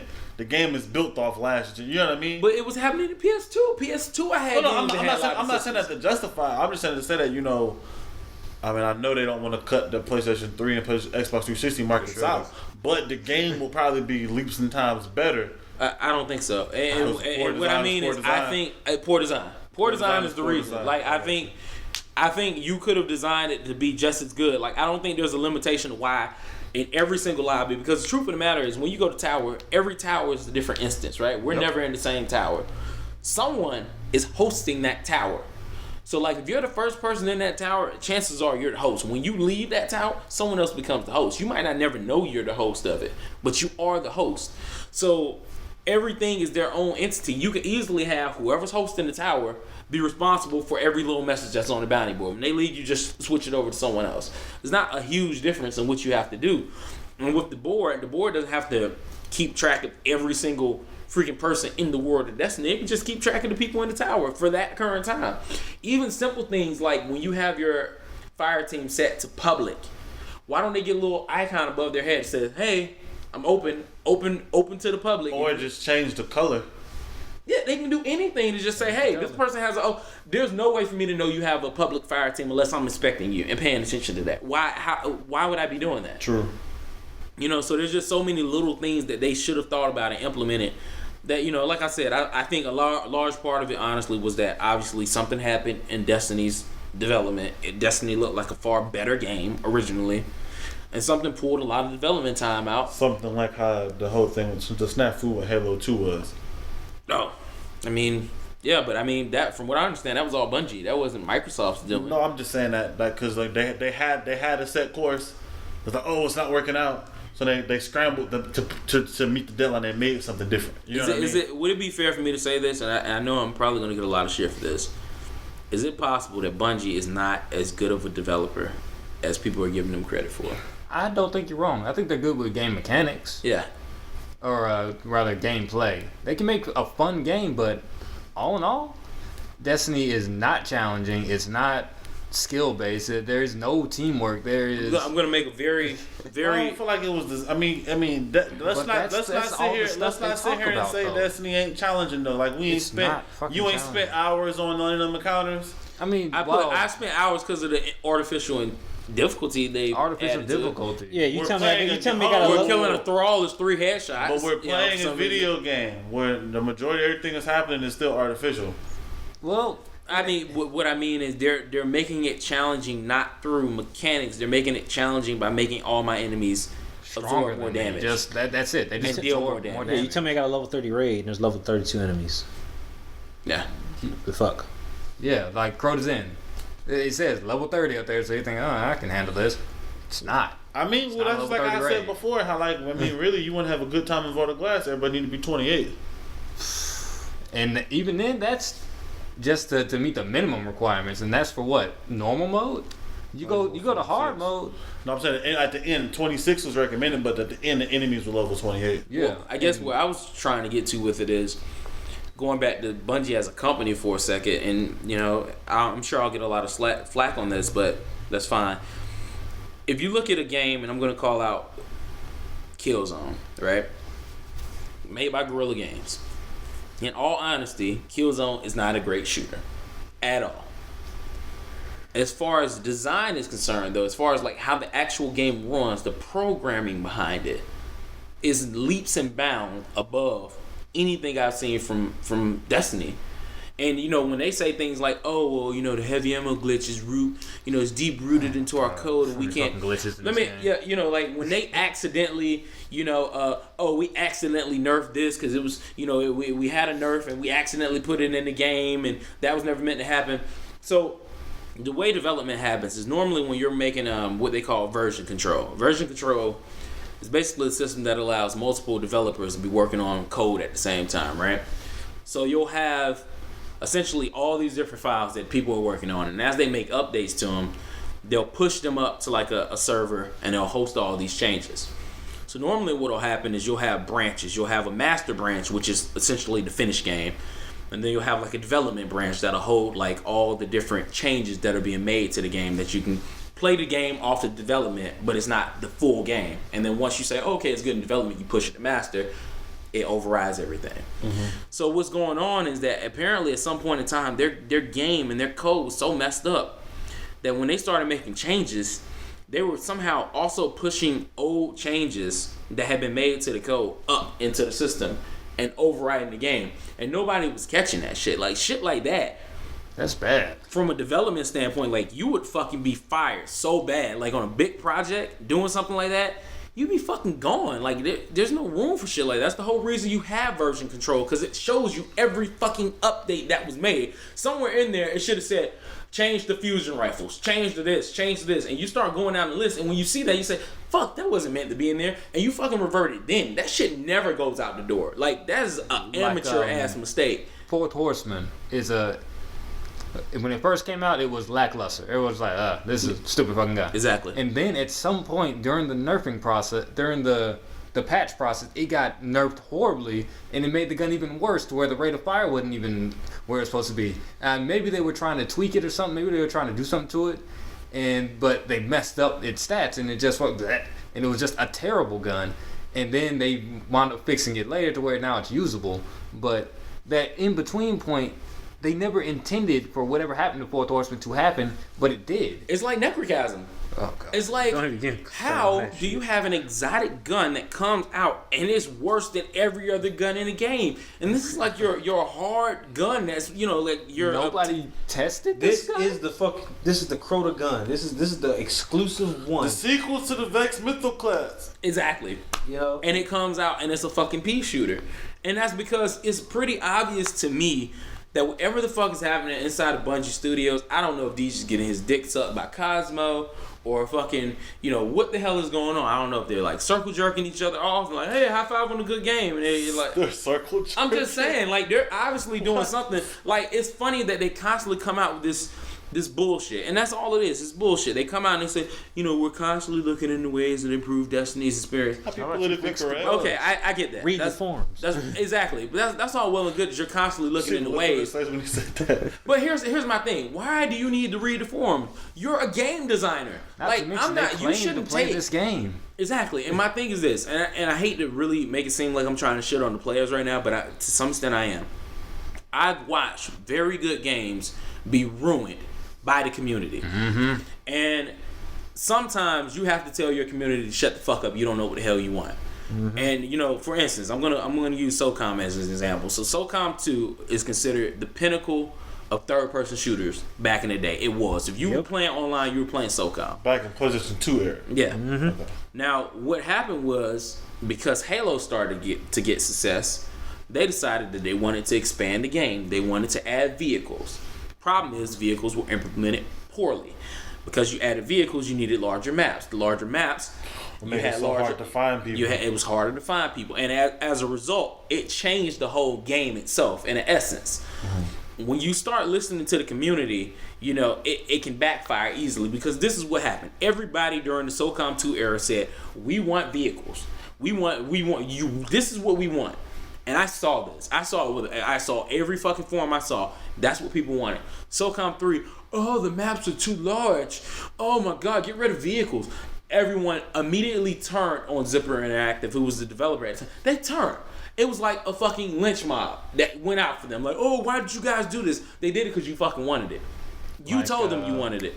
How many people are regretting that we don't have First Light and Bastion in the rotation now during this shotgun meta where you're dating one? Exactly, and that's part of the reason. That's part of the reason we have the shotgun meta. We had First Light, we had Last, and I'm not gonna lie, I hated fucking First Light with a passion. So help me God, I fucking hated like it at some point. Yeah, but right before they took it out. It was one of those things where the reason your meta is the way it is not just because shotguns have ridiculous range, which is part of it.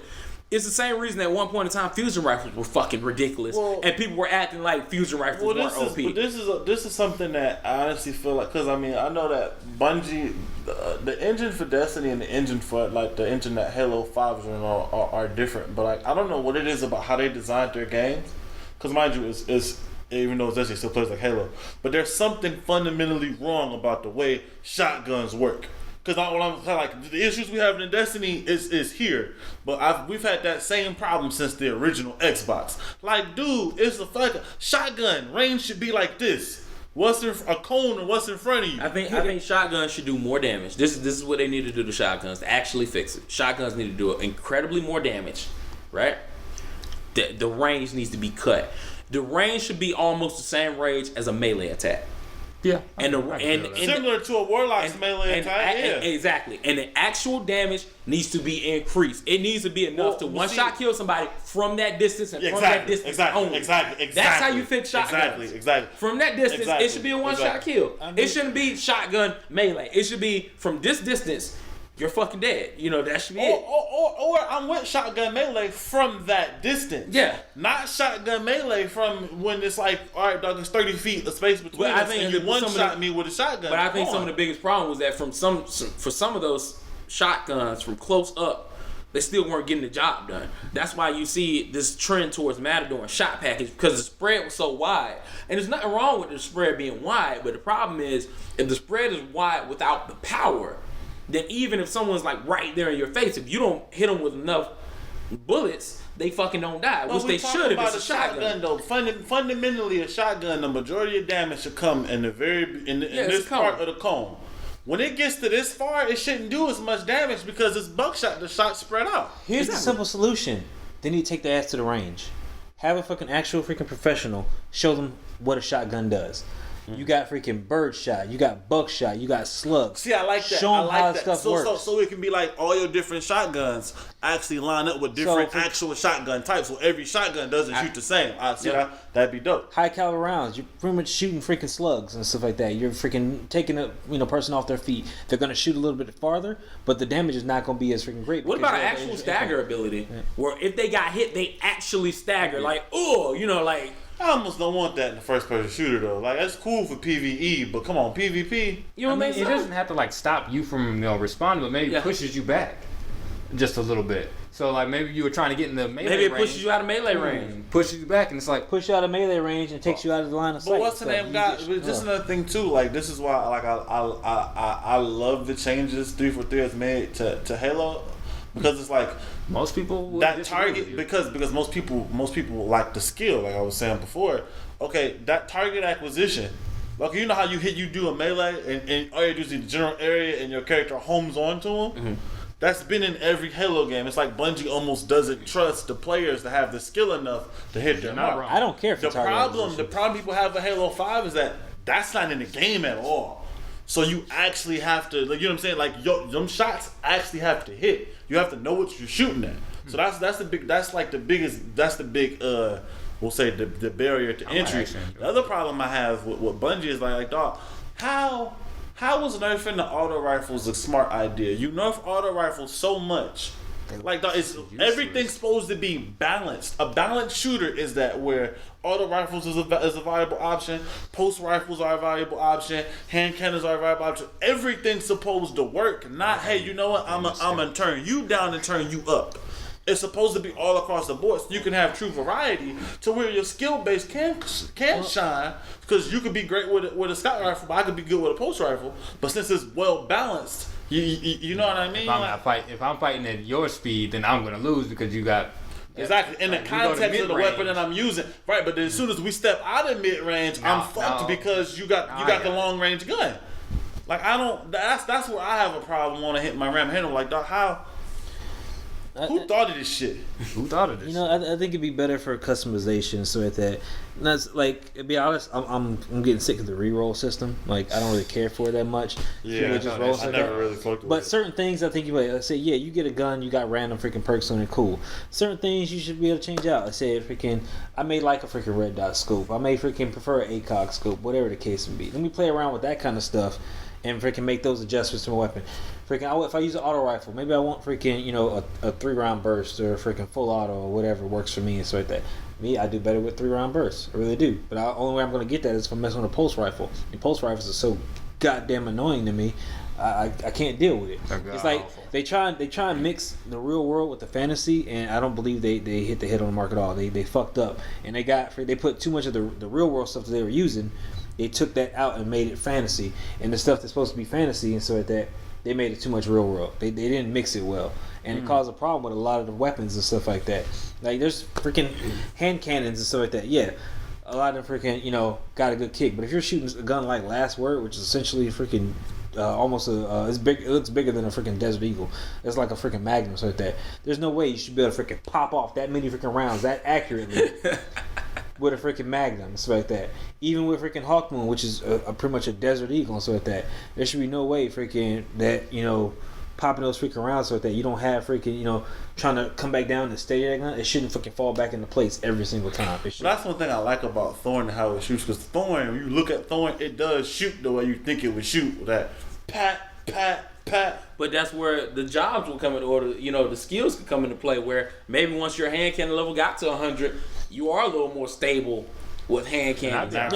Because I like that though. I really like that concept. Because my biggest issue when it comes to the weapons as a whole is it doesn't really feel like anything matters. No, it feels like if you look at their stats, right?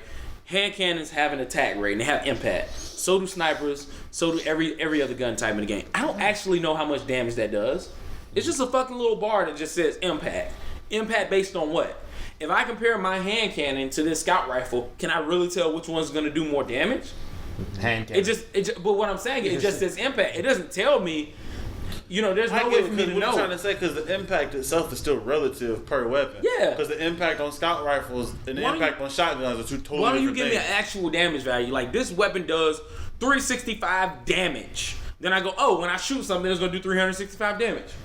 And I fucking know. Because you're right, the impact thing just doesn't make any sense. Like, sniper rifles do some of the highest damage in the game, but have some of the lowest impact. Yeah, exactly. So when you look at it, you're like, oh, fuck, this shit's weaker than my hand cannon. Fuck this. And that was me. Honestly, when I first started playing the game, there's a lot of guns. I'm like, I'm not using that shit. Look at the impact on that shit. That shit's horrible. So aren't they're buffing, they're pretty much removing the nerf for auto rifles, right? And it's going back to that. They're not halving it, I think, give or take. But isn't they adding like 2.5 to the base damage or something like that? It's not that much. They're adding a little bit. I know that's how much they took away, wasn't it? And that's kind of a lie. I think that's the second time they nerfed them, because they nerfed them twice. They're bringing them back. They're giving them a small buff. I don't think they really said an amount. Okay. But then they're also retooling every weapon class to work better at their optimal range. Like, scout rifles are losing some close range effectiveness. Hand cannons are losing some long. Pulse rifles are losing a little bit of repeat fire. Like, they're supposed to be harder to land success. I mean, that's fine, but they're basically putting it back into the main thing. They're trying to make the meta what it was supposed to have been the entire time. Instead of me getting pinged from one side Twilight Gap to the other with a fucking thorn. That's happened to me. I walked away from that fight. I had a sniper rifle out, and I was like, no, I'm not about to sit here and get embarrassed like that. I'm walking away. I was trying to snipe into the heavy ammo at Twilight Gap, and he pinged me with a storm from at the heavy ammo. And I was, well, see, that's another thing too. But then think of where the skill level comes to play. Like, I'm sure he was very skilled. Because it's like you got that big old red dot. And like I see you. I mean, that's fine, but certain things, certain fall off should come into play. True. Right. Basically, you shouldn't be able to shoot something from that far. From that distance that he's talking about, from the heavy ammo near C. They don't have Twilight Gap. They don't know about how Gallahorn was made yet. That's Blue X's thing. Man, who cares? I'm just saying y'all don't have that map. If I fire someone, y'all have it in September. It's okay, man. Don't play that shit. Matter of fact, you should be really excited. You get a whole bunch of stuff. Think of how much content y'all getting with the Taken King. Man, whatever. You get Hawkmoon, Monte Carlo. I mean, you get all guns are only going to sit in my vault to collect dust because it's just so I can say I have them. Okay. Oh, Fourth Horseman. Yeah, you get Fourth Horseman. Scion Flares, Undying Mind. What else did we? Hold on. What did we get from Crota's End? Fourth Horseman. That was it. Didn't we get an exotic from How many of these guns? How many of these? No, I don't think you did. Okay. How many of these guns are better than the Mythical class though? All of them. Mythical class is not that good, man. Actually, put it in the right hands. Back Man. when it was like a little nerf, I used to annihilate people with Monte Carlo who were using Mythic class. See, I've never played against Monte Carlo, so I don't know how Monte that goes. Carlo is freaking good. Plus, it does good for what melee and stuff. Because Yeah, my you like thing to was punch shit. people back when even Suros was in his prime, before they nerfed it a little bit, where they nerfed the auto rifles, I was still killing fools with the Vex. Okay, That's so- because Vex was in his prime. To No, answer even your when they question, nerfed it. What? I'm gonna answer your question 100%. So auto rifles, they have increased the base damage. They didn't say by how much. The start damage fall off is closer to the player to emphasize his role as a close to medium range What the weapon. fuck does that mean? And the fall off, so where the bullet starts No, to I drop thought it was off. a good time to just say that. Small reduction in base stability.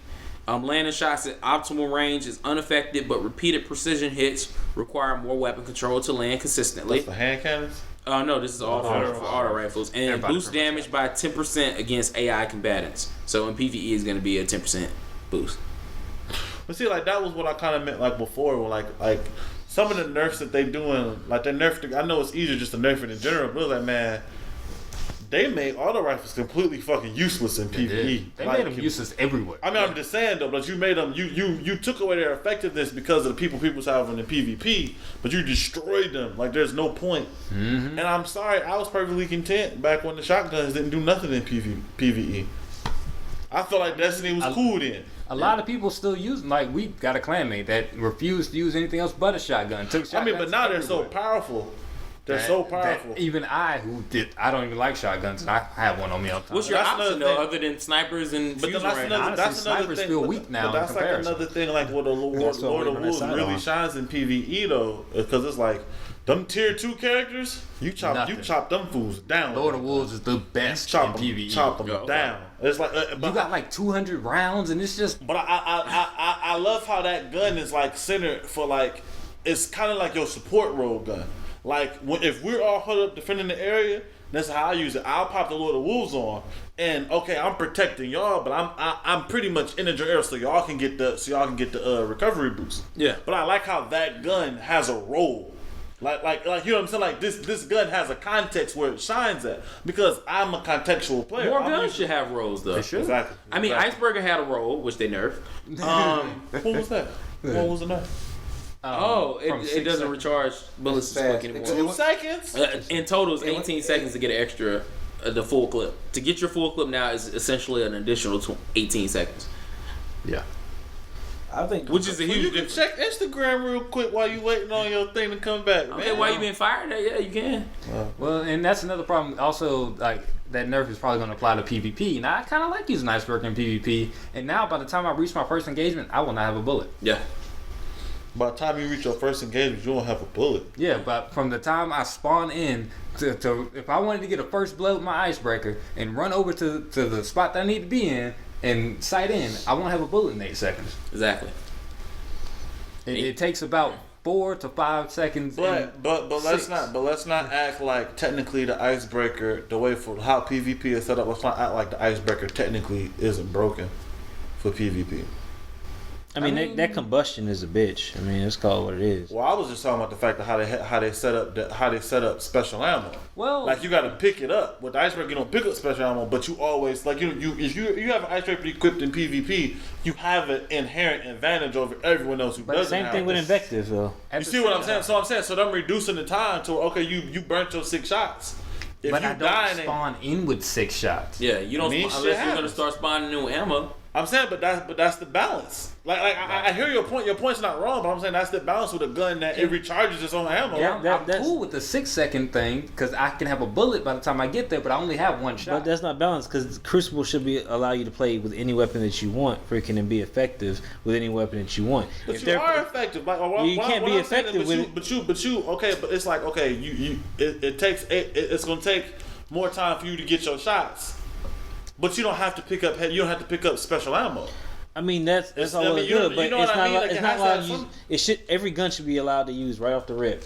Freaking, if I spawn in, because there's been times where freaking spawn in the rumble and stuff like that, and King had this issue. You spawn in the rumble right next to somebody. If your gun isn't ready off the freaking rip and stuff like that, then it's a problem. Every gun should be ready off the rip and stuff like Like, that. I So if got- they're gonna do that for freaking Icebreaker, they should at least spawn you with freaking. I'll give you at least 2 in the freaking clip already. Like, cause I see you talking about when the gun spawns. Period. I got Yeah, you. like every time. For some you reason, spawn. I'm thinking that my context in my head is that you like every time you die and you spawn back in. Because I feel like you should maybe when the round starts, have all the shots. But if you start using them shots and you die, well, fool, you gotta wait for it to recharge. And I'm cool with that, but Invective has an advantage over Icebreaker because while the time to get those bullets back takes longer on its own, it's like 30 seconds before you actually start getting ammo back with Invective. You can still pick up special ammo, load it up, and be cool. And then like your reserve will just be building. Icebreaker, on the other hand, every time you die, you're back to zero. But I mean, I hear you. Every time you die, you're back to zero. But it's like, man, the balance, man. The Icebreaker is we can argue about its place in the game, but it's like, come on, if you don't got an Icebreaker, come on, man. Its usefulness is, you know what I mean? You don't need Invective. You can get around not having Invective. It's true. You can't get around not having Icebreaker. And that's for PvE mostly. But in PvP, you're honestly putting yourself at a disadvantage already. And now I'm even more at a disadvantage because I like the sniper rifle. I mean, I hear you. And like there was a time I was playing some mode or whatever, I want to say it was Trials, and I died, and someone picked me up, and the teammate was resin, their ally, and I went immediately to sniper mode. I was like, maybe I can hit him before he gets the revive off, and I realized I don't have any ammo in this. Yep. 8 seconds is gonna be terrible. That was when it hit me. Just 8 seconds is gonna be pretty bad, because right now I have no ammo, and I just gotta wait 6 seconds for that. Well, again, that's where I think class command, like freaking what you were saying, Sweat, that I think not only should you earn roles, I think the Guardian should be able to earn roles and stuff throughout the different job types or whatever.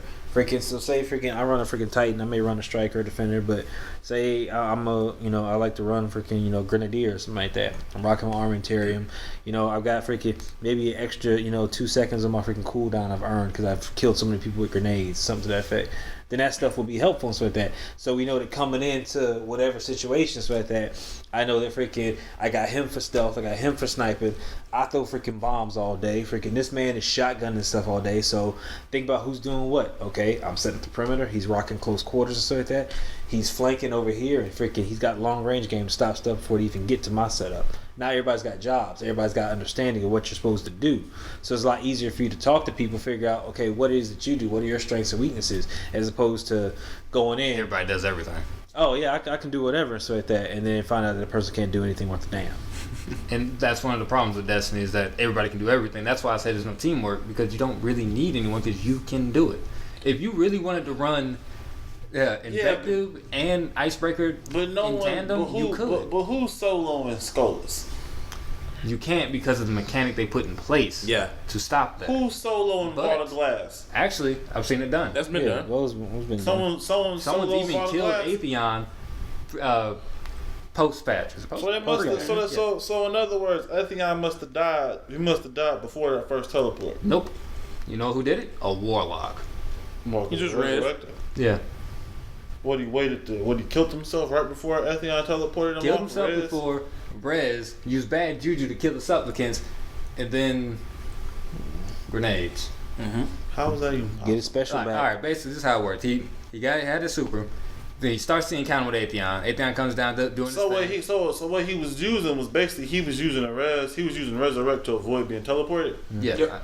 So he would die. All right, so now it makes sense. Now it makes sense. Because he was basically dying every time he was getting ready to be teleported. He'd throw the grenades until his radiance ran out on Atheon. He'd hit him with fusion grenade after fusion grenade. And then once his radiance ran out, he'd kill all the supplicants, get his super back, and then when Atheon would teleport him again, drop right off the cliff. I can see that working. Yeah, it was. I'm just saying there's plenty of teamwork in Destiny. No, there isn't. You don't really need it. Like once you get to a certain level of skill, or you learn the mechanics well enough, you don't really need it. Yeah, I want you to come with me with an event. Like you want you to come to me with a raid, to where you require freaking more than freaking 2 people. Freaking to beat and so like that. If somebody wants a 3-minute, 4-minute, eventually it's gonna happen, and we're just gonna have to deal with stuff like that. But I want you to force people to work together. Freaking force people to figure stuff out. Like we were talking earlier. I was gonna say that though, because eventually, like people like Hughes go like Crota on hard to me is the easiest encounter in the entire game. It was the easiest entire game before we got to level 34. In my opinion, it was the easiest when we was at 32. I've seen people kill Crota with no guns. Solo. I ain't seen that. Yeah. You should check out the legend himself. He just does, like, their clan just does crap. But Slayerage just did it. So what would you want to see from a raid, Chaos? I mean, what I want to see, I want to see more cohesion. So we were talking about this earlier and stuff like that. You know, kind of one throw some stuff out there that's gonna throw people for a loop and stuff like that. So say there is a chase. Say something like the Sparrow thing or whatever. You got to freaking haul ass down a corridor, something to get away from something that's going on. We were talking earlier. Say there's a timed event and stuff like that. Say okay, we're in the Dreadnought and stuff like that, and these hordes are about to freaking come like these big bad motherfuckers or whatever, and we've got literally 3 minutes to get from one end of this part to another part and use like the relic on salvage, and you got to shut that thing down. You get as many people there to shut that thing down before it freaking triggers and stuff like that. Then you only got to deal with so many enemies, so there's still gonna be a lot. But say you fail that and stuff like that, okay, now you got to deal with a whole extra stuff, but there's a reward if you're able to survive it. There's an extra chest or whatever you want to put out there, but give players that option for more difficulty and stuff like that. Okay, we can get it done, and we can try and get this achievement for doing it, doing the raids under a record amount of time, or we can just, fight everything out and just go freaking balls to the wall and just slay everything that we come across. What else can you do? Honestly, split the teams up, freaking kind of the way they were doing in Vault of Glass, because I really like that. You're warped in with random people. These three got to figure this out. These three got to figure it out. That was a great mechanic I loved about the Vault of Glass. You didn't know who it was going to be. Well, at first we knew who it was going to be. But when they fixed it where it was random, it made it more interesting. It helped players freaking get better with stuff they didn't know how to do. Right. And it forced you to freaking work with people that freaking, you probably weren't normally working with. Even though you're in the 6-man, I probably never dealt with them in there before. 6-man and the 6. It's like that. What I said, you in there with 6 people and stuff like that, and you may not be working, It was a Drake reference, I'm sorry. Oh. Yeah, fuck Drake. Fuck Drake. Man. Fuck Meat Mill. Fuck freaking all them bitches. I don't give a shit about none of them. But yeah, just give something more to play with and stuff like that. So say we're going through tunnels and stuff like that. Okay, random team gets separated. Freaking so 3 going this way, 3 going this way. Each team's got to complete their side of an objective to go. I want whoever designed the Vault of Glass to be a part of whoever designed the main team on this next raid. I could go for that because the Vault of Glass was I have so much more fun doing Vault of Glass than I do doing Crota. Right. But at the same time, I want you to bring something new to the table and bring something where it can change. Give me kind of something like with Prison of Elders like that. The modifiers change. I like Prison of Elders too. You want to throw modifiers in the raid? That's fine with me. I have no problem with that. Give me something that's gonna freaking make it worth playing it over and over again. See, something else I think that would help Destiny a lot was if they took like Prison of Elders and you had your 3-man Prison of Elders. Then you had your 6-man Prison of Elders, and that could be something like you were saying. When you bring in these mechanics to where it's like, okay, it's like a raid, but it's on a much smaller scale. Yeah. So you got to work together. Like that would be so dope. And then you could put the raid bosses in Prison of Elders, just for shits and giggles. That to me that would be so dope. For me, Prison of Elders would have been much more fun if it was an actual survival mode. You just kind of get dropped into an arena and enemies just kept pouring in at you. I feel like it should have that. I feel like it should be dope to have that mode. Like this just Prison of Elders. Dismantle mines. Dismantle mines. Destroy mines. Like, god damn, this is the only mechanic you motherfuckers could have came up with. Dismantling, destroy mines. That's it. And kill the target. So kill the target. You just put a bunch of public event stuff in here. Basically. Now, what did they do? And I could be completely wrong about this, but after they nerfed Skolas, it felt like they nerfed Skolas, but it was like, man, the enemies that day was just so much stronger than what they were before. Well, see, man, no, dumb dudes was taking that high value target. He was eating Gallahorn shots, eating them. Even when you dropped this shit, he was still. You're like, dog, what? Because he's a level above you. Bullshit. Yeah. He comes out a level above you. He might actually be 2 levels above you. Actually, he could have been the level. I think he might be 37. On the 35. No, he comes out at the 36 when you're doing the 35. And you're fighting that Cerberus and it gets down to half life and the target comes out. Yeah, he was a 36. He's 36. Yeah, he's 36. I looked at so one of them was actually a 36, so that's why he was so much. Okay, now it makes sense. I'm sitting there like, God, this motherfucker is hard to kill. Because he always comes out a level above of whatever the current level of the enemies are. and he comes out at a level 36. And But like I get it. Like I have all of the exotics. I have all of the exotic weapons on the Xbox. How many void exotics do you have? I got There one. ain't but one. That's one. Isn't that There's only funny? one. All these solar and Sitting there arc like, ain't but weapons. one. One that freaking one that in void don't get no love. To be fair, correct the measure is kind of a void, an exotic Sorry. change. I mean, honestly, super good advice. That bitch is Corrective measures should definitely- be switched. Yeah, they really. I think Oh we all yeah, agree on that. yeah. I agree. I Super good agree. advice. I agree. But you know they're gonna fix that because now they're just gonna make a solar thunderlord. So fuck super good advice. Yeah, Right? basically. Fuck. True, but They're gonna make I a mean, Solar Thunderlord. Yeah, pretty I didn't much. know that. But it still messed up because I mean, like, what do you got? Freaking, you got the, the Stranger's freaking pulse rifle now becoming an exotic, so to speak. I think that's going arc. What happened? I think it's funny that they named it that though. Yeah, So No what time to explain. That's the name. Yeah. That's dope. It's pretty funny. What about the Fatal All Fools? Yeah, Did that ever that come doesn't out? exist. I think. Well, One person apparently, has it. Yeah, one person has it. I apparently, saw that. there have been reports that the database on the back end for Destiny has started getting updated, and some exotic bounties that were already there for Trials of Osiris have started to like kind of move up on the list. So it's apparently people are believing that during Taken King, the actual exotic bounty for Trials of Osiris is going to come out. Yeah, and Trials is getting bounties. I hate how we knew about this gun on vanilla Destiny way before the Dark Below, and that shit still ain't came out yet. I mean, to some extent, to be fair, they never announced it themselves. Like It was just a gift to that one was guy. it was people data mining the game, which if you can't believe every single thing you read in the game. Like if it's not there for you to get, it's not done yet. Like and I mean, sometimes true. there's gonna be stuff they're working on, and because they're working on it, when they get ready to push out to the next game, it might be there. I just wish that sometimes they did a better job of trickling some of this stuff out. Like, come on, whatever they're doing to Fatal Fools, whatever y'all doing with Trials of Osiris Bounties, man, y'all could probably incorporate that shit into the game right now. They probably could, but I think they're just trying to do everything under the 2.0 moniker. At this point, they want everything to just come out at one time. And then how many expansions are they doing in the 2.0? Like, that's the thing that gets me, because even what we've seen, right, what we seen taking King there is not enough content to last an entire year. There would be if they were bold enough to do one thing. The problem right now is Bungie wants to be friendly to all the players. That's the problem. They're holding our hands too much.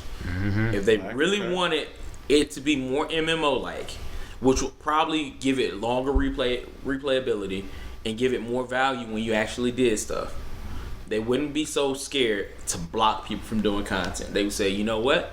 You can't do Prison of Elders because you haven't done the story for House of Wolves. Can't do Prison of Elders. Not, That's how your it is, friend. though. But No, you it's know that's not. how Your it friend is. can take you in. Oh yeah, your friend can take you. I You can know, jump like- in on freaking goddamn patrol level 6. No, and but go you, do a whole bunch but of you shit. know what I'm saying though. If you hadn't done it, you couldn't go in there. Period. Yeah, Which is but, fine, but what I'm saying people that is, never You got one They person have- can take 5 other people to go. yeah, do what I'm saying is you have to be a little more. I mean, A little more hardcore. yeah, you about gotta be a little more hard. Just simply say, because most MMOs, you'll go to a town and they'll be like, "Oh, we finna go over here." Well, how do you get through that door? Oh, you gotta have a key. Well, I don't have this key. How did y'all get the key? Oh, we had to do all these quests to go get But this we key. gotta also keep in mind though. You gotta later. just keep in mind that these video games aren't designed for us, so to speak. They're designed for us, but it's like you got your core player, but the casual players how they make their bread. So okay, But the best games are the ones that they tote that line perfectly. When you have the mechanics and the depth for your quote unquote hardcore player, but it's accessible enough for your casual player to hop in and join. And I feel like Destiny has done, like we said before, that's Destiny's a bad good at job. accessibility, but that's it. No, but it's like but it's not really accessible. It's not really accessible when, like you were saying before, from level 20 to level 30, you got to sit there and basically wait That for was a a random hard drop. grind, but for it's a not random drop. anymore. yeah. No, it's not anymore. But I'm just saying that whole concept, Destiny is still built on that, where it's like grind over everything else. That line, there needs to be some well-adjusted balance. I can agree with you. At Vanilla Destiny, 20 to 29 to 30, that was a hard grind. I remember doing it. It was brutal. But how it is now, a lot of the gear that drops, like with blue gear alone, you can get to 28, and that's enough to start doing content. That's enough to get through raids to get you legendary gear. And if you can get somebody to walk you through a Nightfall or walk you through a Prison of Elders once you hit like 30 or something, which isn't undoable, you can get a Etheric Light, boom, drop that on a piece of gear. Now you're even higher level. You can just it gets easier. And then Crota is real good about giving you armor.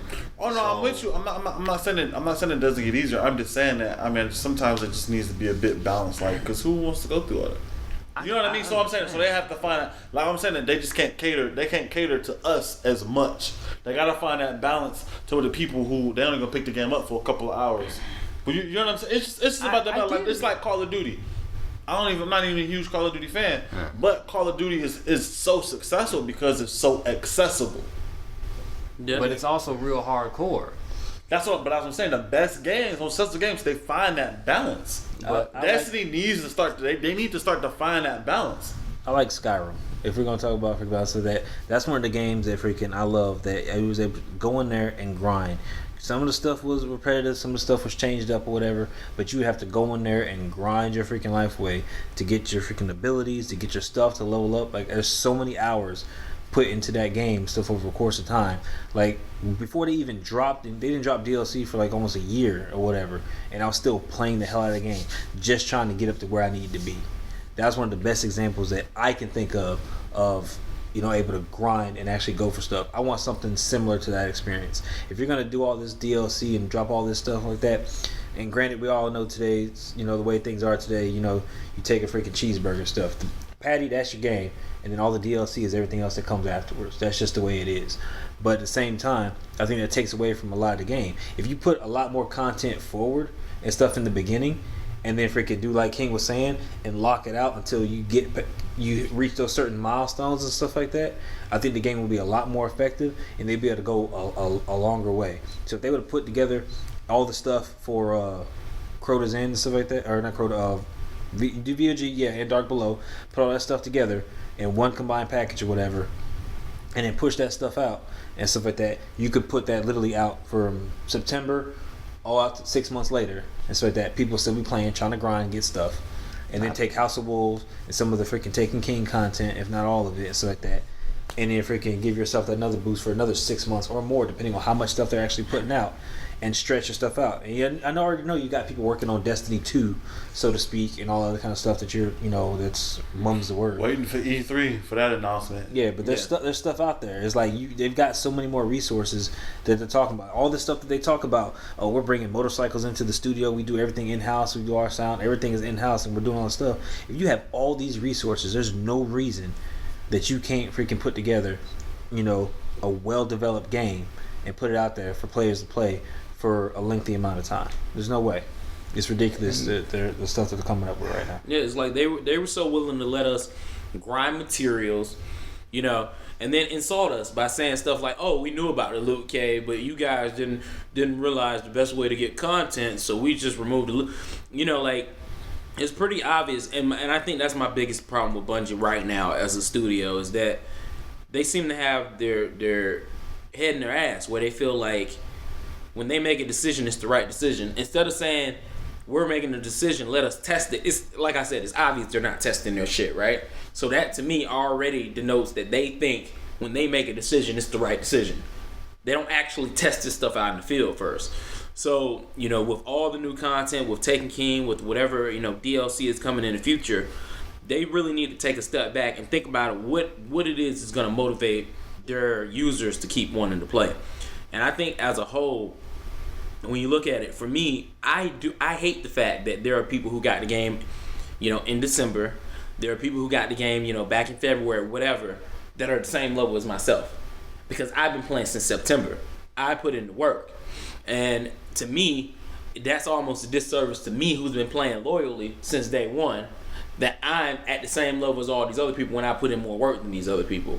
I feel like when you look at a successful MMO, like when you start out playing an MMO, if you didn't start playing on day one, you get in there and you start to see all these high-level characters running around in the town, and you start looking at the shit they're wearing. You're like, damn, what the fuck is that? What's this? What's that?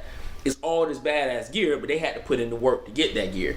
And that inspires you to want to get to that level. Like back in my day, there was a point in time where there was a sword I wanted in this MMO I was playing. It was a dragon sword. I wanted it really bad. However, it required a lot of shit for me to get it. I got it, and when I got it, I walk around town every few minutes. Someone want to stop me, ask me a question about how did you get it? Can you help me? It was it was like everyone was in love with it. And then later on, it got replaced by a better weapon called an Abysmal Whip. Now, when it got that, and it was the shit. And, it was like people wanted to buy it for me. So, I feel like if you give us gear, if you give us content in which, and I'm fine with grinding a boss. Maybe I need to kill a boss 30, 40 times until weapon drops. That's fine. But the thing about it is, it shouldn't necessarily be so much that everyone, anyone can just get it based on the fact that they're there. Like, I shouldn't just be able to take someone randomly here, and because they're there, all of a sudden it drops for them, and I'm just shit out of luck. Like, I like the fact that they're redoing the RNG system, but I think if you allow your game to actually have higher level players, it would balance your game out a lot. Because when you get into trials, let's be honest, there's a level advantage in trials. How often do you see a fucking 28 in trials? A 30? I don't know. I saw some 29s in there. But what I'm saying is, it's incredibly fucking rare. Once. It's so fucking rare. Because, let's be honest. It's not hard to get to 34. It's not hard to get to 34. At this point, you can buy 2 pieces of armor from the Vanguard, have an exotic from Xur, and luck up and find one of the other ones, and you're good to go. You don't really need a lot to hit 34. Do it. So the level advantages for 3 weeks. Exactly. So the level advantages don't really mean shit. So if you really want to emphasize Iron Banner having level advantages, Trials having level advantages. It'd be 1 week if you got enough characters. Yeah, but what I'm saying is, if you really want to emphasize those level advantages, give us an actual way where we can have level advantages. Right now, I can't really be stronger than anybody else. If you come out the gate with Taken King, you say, okay, everyone's 20, starting day 1. And you can grind to 40. And let's say getting that experience is grueling. I'm just being for real. Maybe it'll take... Or you just go buy some Red Bull. I think I might go buy some Red Bull when I leave here today. Well, ain't no 7-Ups down here. So. Huh? What do you mean no 7-Ups? Where you seen the 7-Up at down here? 7-Eleven? 7-Eleven. Oh, 7-Eleven. My bad. It's only being sold at 7-Eleven right now. Son of a bitch. Yeah. Later on. That's fine. I'm going to call my people in Michigan. It's actually, starting August, it's supposed to be around here, but think about how long it's going to I'm going to get on the phone as soon as I leave here. Hey, man, I need some points. What up? Yeah, but no, I think... Somebody send me a case. Yeah, I think it's just one of those things where it's like, if they were more willing to allow there to be a gap in power. And and I don't think people would automatically be alienated by it. Like, okay, why am I level 34 and this guy's a level 40? Because this guy's put in more time than I have. I check his playtime, he's put in more time. You can't be mad at somebody being stronger than you because they played the game more than you. Like, this whole thing where somehow we have to make the casual player feel as equal as the dedicated player makes no sense to me. I don't enjoy it. I mean, I don't disagree, but that's what I'm saying. That's where that line comes into play. Like another thing they need to add, which something, not saying that this model would work, but then okay, since Destiny is a fusion of first person shooter and MMO, well maybe I might need to take some of this stuff from Call of Duty. Or prestige, so to speak, something. I don't know what. I'm just saying something that where it's like, okay, you have your accessibility, but for the people who gonna play this shit for 3,000, 2,000 hours, it's something there for them too. Yeah. Story. Like in Halo 4, when I was playing, actually I think it was in Halo Reach and 3 as well. But what's the name did it though? Halo 4 was one of the worst. Halo 4, that was one of the worst implementations of a whole grinding system, because it was like from level 1 to 20 you got stuff, but then it was like once you got to 30 you didn't get shit till you got to 50, and it was harder to grind from level 30 to level 50, because it was like the grind from 40 to 50 was like twice the size as it was from 1 to 20, so it didn't even make sense. Like, why would you balance it like that? Eventually I got to level 100 in Halo, but in Halo 4, but at the end of the day, it didn't affect my power. Like, it was just me, a way of saying that I played a lot. Well, I should be God mode on freaking bitches. If I'm level 100, freaking. But it was just a rank coming in here. I should be whooping their ass. So that even a casual player, if a casual player showed up rank 30 or whatever, he had stuff, but he had nowhere near as much stuff as I did. I had way more options to my character than he did, because I did the work. I'm level 100. I got options for days. I can do all kinds of stuff, increase mobility, I can have like silent footsteps. I can do. But then that's back to why Halo 5 gonna be so good, because they took all that stuff out. Like, I mean, that's cool. Back to what King used to always talk about, how what ultimately killed SOCOM was Call of Duty, because they wanted to be so much like Call of Duty. Sometimes you gotta let your game be whatever your game is best at. That's what the game needs to be. Halo's a great arena shooter. leave it as a great arena shooter. Like what you load in with, everybody got. It's all across the board, and then that's where your skill level comes. I think that's the problem with Destiny. What do you define Destiny as? Like, what is Destiny great at? True. It's good at a lot of things, but it's not really great at anything. It's not great on balance, and it's not. It's mediocre. It's mediocre on a lot of things. Yeah, I mean, visuals are great. The gameplay mechanics are great, but yeah, I agree. They need to define Destiny, so to speak. Yeah, and it doesn't really have a definition. So I think where they have that is with Iron Banner, with Trials, where we have these level advantages. But they don't seem to be really ready to commit to that, to pulling the trigger and allowing there to really be level advantages. They're really trying to keep everybody at the same level. I was level 30 Titan with Bestie and Dynasty 331, and I was the top killer on the team. Yeah.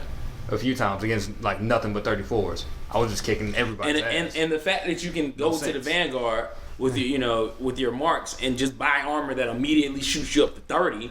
Or 32, it might be. 32 right now. It's like they're all 36 like. It puts you up to level 32. You don't have to do shit other than just play a couple strikes, get your shit, get 100 for 2 weeks straight, and now you're 32, and you could have just started the fucking game. Yeah, but I mean that's still better than how it was when the game started, when we had to play this shit for weeks. It's better, but it's better, but it's we had to not. play this shit for weeks. Casuals. Yeah, it's better for casuals. Like, why don't you have it where the Vanguard maybe randomly, I mean, obviously everybody's supposed to update their inventory. Why do they need to sell all legendary gear? Why can't they sell blue gear and maybe one piece of purple every now and then? I mean, I hear you, but then what's the name? But blue gear, green gear, and common gear, it's a waste. It is a waste, but if you're a new player game. going to the Vanguard to buy stuff, that's gold for you, freaking. Yes. You're trying to freaking level up. So at that, why is all the legendary stuff there for you to buy? The grind should be real. You should have to earn that shit. You shouldn't be a new player coming in just feeling like, oh, I'm a new player. I'm entitled to be the same level as like the shit they're doing with Taken King, where it's like, oh, well, on day one, all the new players are gonna get an item that when they take it, their character will automatically shoot up to the same level needed to play Taken King content. It's bullshit. That's all well and good. What about the first fucking story mission that's level 1? Why the fuck should they start that mission off at level, 24 or 20 or whatever the fuck they gonna be? I agree with that. They should have to grind their ass up to Taken King content. You bought the Taken King, but you also bought Destiny. You also bought the Dark Below. You also bought House of the Wolves. Go fucking play those. I don't think they should do that at all. I think the system is fine the way it is. Okay, you bought the game day one. Okay, you start off. You got no marks, no nothing. You're gonna have to again start the grind. And when you get your shit, or you get enough marks to buy you some legendary shit, then it just is what it is. But I do agree, like at no point should the guy who just bought Taken King September 15th already be 20, 25. Playing the first, doing the first stuff for Taken King when we've been playing this shit since September 15th last year. Yeah, because then how are they gonna get the story properly? They come in ready to go through it. They skip like half the fucking missions. See, man, this I don't even know about time to explain. I think. I'm just saying because they come in, they're like, oh, let me find a fire team I can play with. The new fire team who's been there already is probably doing nothing but Taken King content. They haven't done any of the old shit. They don't know what the fuck the story is. Let's be honest, man. Destiny 1 is a wash. A lot of the issues and gripes we have with the game ain't gonna get fully fleshed out until Destiny 2. Everything they're doing now is like you said before, it's patchwork. Yeah. I'm just saying, why should you be able to fight orcs? Then I give you another point. I give you another point. You ain't never tickled 1800 balls, nothing. I give you another point. So don't used to always make, because you gotta keep in mind that their player base is constantly shrinking. Yeah. And then let's be honest too. Like the reason why I don't play Destiny as much as you guys do anymore, my habit was broken. When The Witcher 3 came out, it broke my habit. So you know what I mean? We all creatures of habit, but I've gone months without playing the game. So I tried it with Batman, didn't work. I stopped for Mortal Kombat, but after getting my ass kicked by Pick of the Hut, I don't know. That's just kind of hurt. Batman freaking said they focus too much on the damn Batmobile. See, the only problem I have with the Batmobile and Batman was that like those. I don't know if you got to the part where you have to fight those them sequences when you got to go all around and hit the tanks in the back. Yeah, that should never been there. And they should have taken some cues from Arkham Origins and actually giving you those. Okay, maybe not boss battles, but giving you those. Like you play Arkham Origins, so you know the part when you fight Deathstroke in the beginning.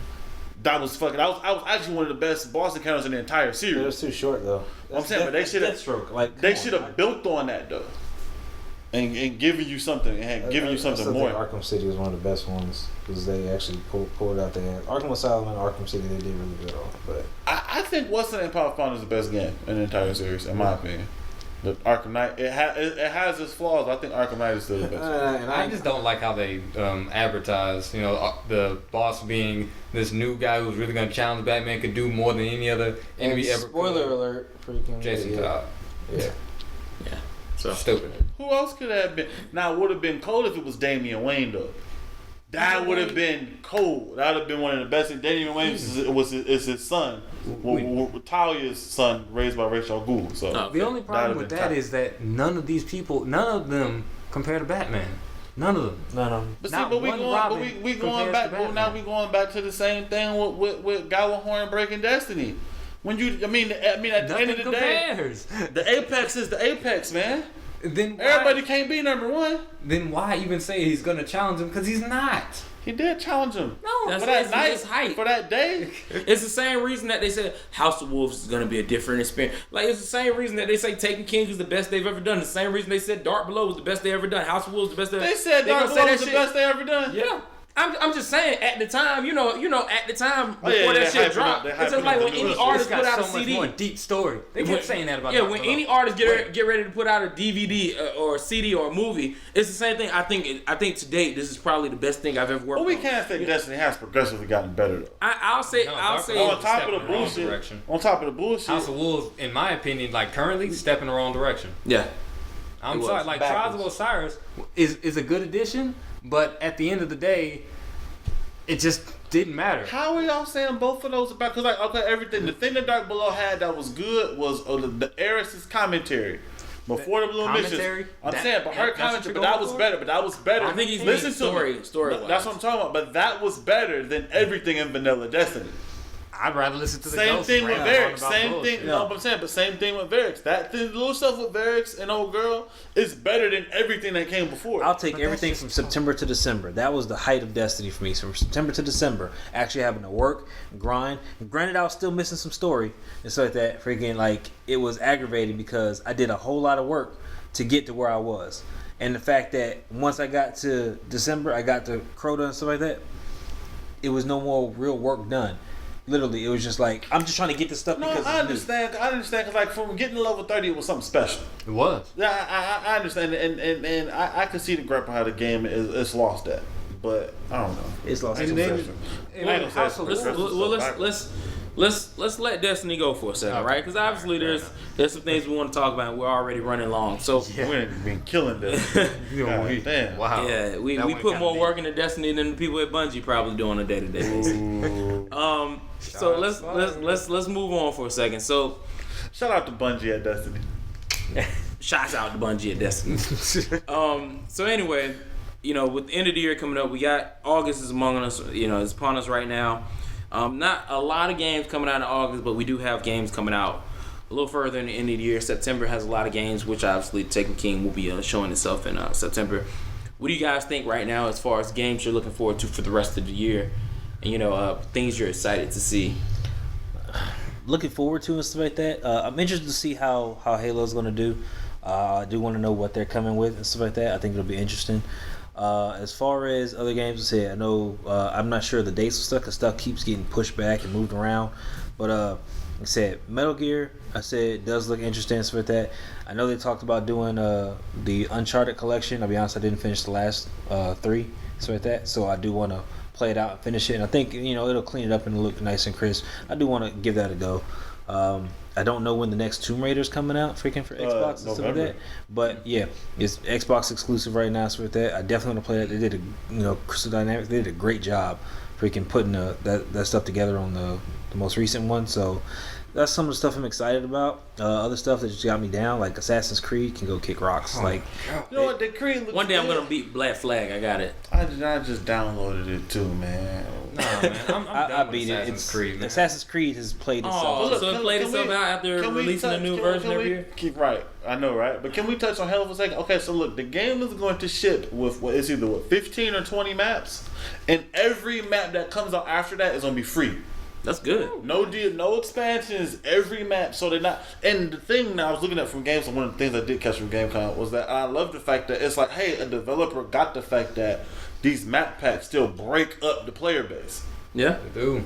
So just the fact that I'm just saying that's an awesome step forward to me. For me, there's Gears. I think it's also kind of a way to grab some community from some other genres or some other games right now. I think it's a great idea. it is. I think it's a great idea. But now you have to wonder how. Let's say originally the plan was to sell DLC, right? So maybe they said, oh, we'll have 6 different, because I mean, during the production phase, they are thinking about how many DLCs they're going to create. So maybe originally they were saying, oh, we'll make 6 paid DLCs. Then they say, oh, we're going to do it for free. Maybe now they only made 3. But they're still doing DLC. It's not going to be map packs. Oh, okay. So it is still going to be DLC. It's going to be DLC, but it's like all of the map. When the game gets new map, because that's the thing I've always hated too. It's like, oh, well, the early adopters, we always get punished. We buy the game as soon as it comes out. 3 months later, it's 50% off, or it's a Game of the Year edition. Yeah. But then it's like, you buy the first run of DLC. 4 months go by. Now that's the next DLC's come out, but they gave the shit you paid for away for free. But I mean, that's the benefit. That's what you get for getting it when it's new. Like those people, it could have easily already been spoiled for a lot of them. I mean, I get that, but I'm just saying that it's like it's kind of sad that the person, like, I bought the game day one, or I pre-ordered and paid it off. I probably either helped fund the game. Like I gave you what it's worth. Well, I mean, Everything you selling now, someone else bought it. I'm saying, but everything you selling now, that's just you. I mean, it's just a cash grab. I'm your paying customer. I bought the season. But how long did you have before these other people bought it? Should have had it for 3 months. You gotta think about it. Freaking, It's 3 months worth of gameplay you got that they didn't. Yeah, it's a last hurrah, so to speak, in its own instance, and take it from, like I say, I used to work in video game retail and stuff like that. It's like you put your content out, everything's out there, you buy it for as much money, and for whatever it is, and stuff like that. When it comes down to it, your fan base is weaning or freaking whatever, but you still got all these copies on the shelf and stuff like that. But people aren't buying it like that anymore because the initial push already came. So let's get more people by saying, hey, this game that people are talking about, you get it for half off. Now we're still building money back up and stuff like that. Oh, no, I and get we're going to that. make our stuff back in microtransactions. I'm not knocking. I'm just saying that it just sucks that the era we live sucks, in. but The early adopter. You know what I'm saying? Oh man, I paid it for. It's just like buying a car. You go to a car dealership and the car costs 40 G's, put off the lot. If it's worth 30 now, so my 10 grand just went down the hole. Like, really? You know what I'm saying? Like, it's kind of, I know it is what it is. I'm not saying, I ain't got a solution. I'm just saying that. It's a pain because that guy always at the top and stuff like that. And it seems like in every case, that guy at the top who's calling all the shots about the stuff, he's the only one who's not a gamer. He's all about them dollars for whatever situation it is. It just makes money. Yeah, we got Halo. I'm looking forward to. Gears Ultimate Edition coming out. I'm not really looking forward to the story on Halo, though. The whole Spartan Locke thing, I don't care. He's not Master Chief. I like what they're lose, so I like what they're doing though, because they're taking their players of the Gears playbook and they're making like the campaign is designed for 4-player co-op. I mean, they did that already. No, they didn't. They've never done that in Halo. Halo 3 had 4-player co-op. I mean, maybe it wasn't designed around it, but it was there. No, it's different. There's a difference between a drop-in character versus it being like, oh, this person is an active part of the story. I don't even get to be Master Chief. He's always player 1. So. Oh, you stuck. Man, that's some bullshit. That's being a big brother. That's what happens. Player 2 cat. Yeah. I want to say Tails moonwalking through the sky ass. Exactly. Yeah. Like old player 2 ass. Go get my coin.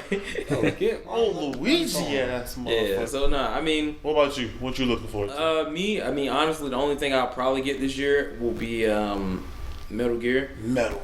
But I mean, I'm picking up Taken King so I can bitch about it when it comes out. Oh yeah, can't wait. I'm not sure if No Man's Sky is coming out this year or if it's coming out next year. I was gonna get Amplitude, but they pushed that back. I was gonna get Mighty Number 9, but they pushed that back. Dang, yeah, they did push that back. Yet? No, I got pushed back. It's supposed to come out September. Got delayed. It was supposed to come out like last year, wasn't it?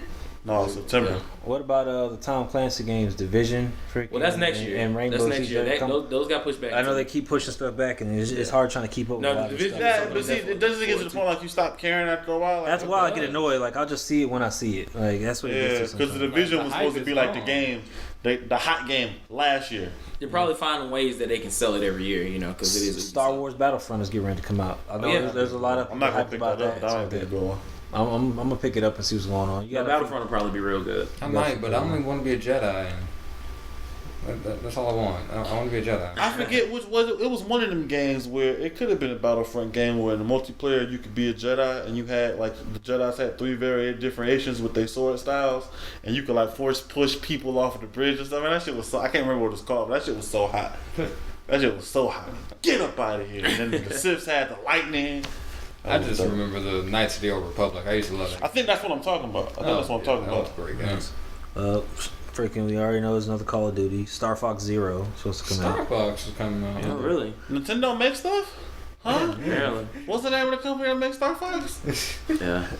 I remember you were gonna get a Wii U one time. You were like, oh, we'll get it. Man. You was all amped up. I put my money into the Wii, and I was kind of disappointed. I bought a Wii on day one. I bought Twilight Princess. We were on day there. one. We were there together. Same story. To this day, I still have not beat Twilight Princess. It's not worth it. I didn't feel Twilight Princess like was alright. Last thing I That's got the was like the little gear that you could use. Like I had beat like the little snake guy. Yeah, that was like fun for that. Oh, the sand, this little sand. Yeah, the sand.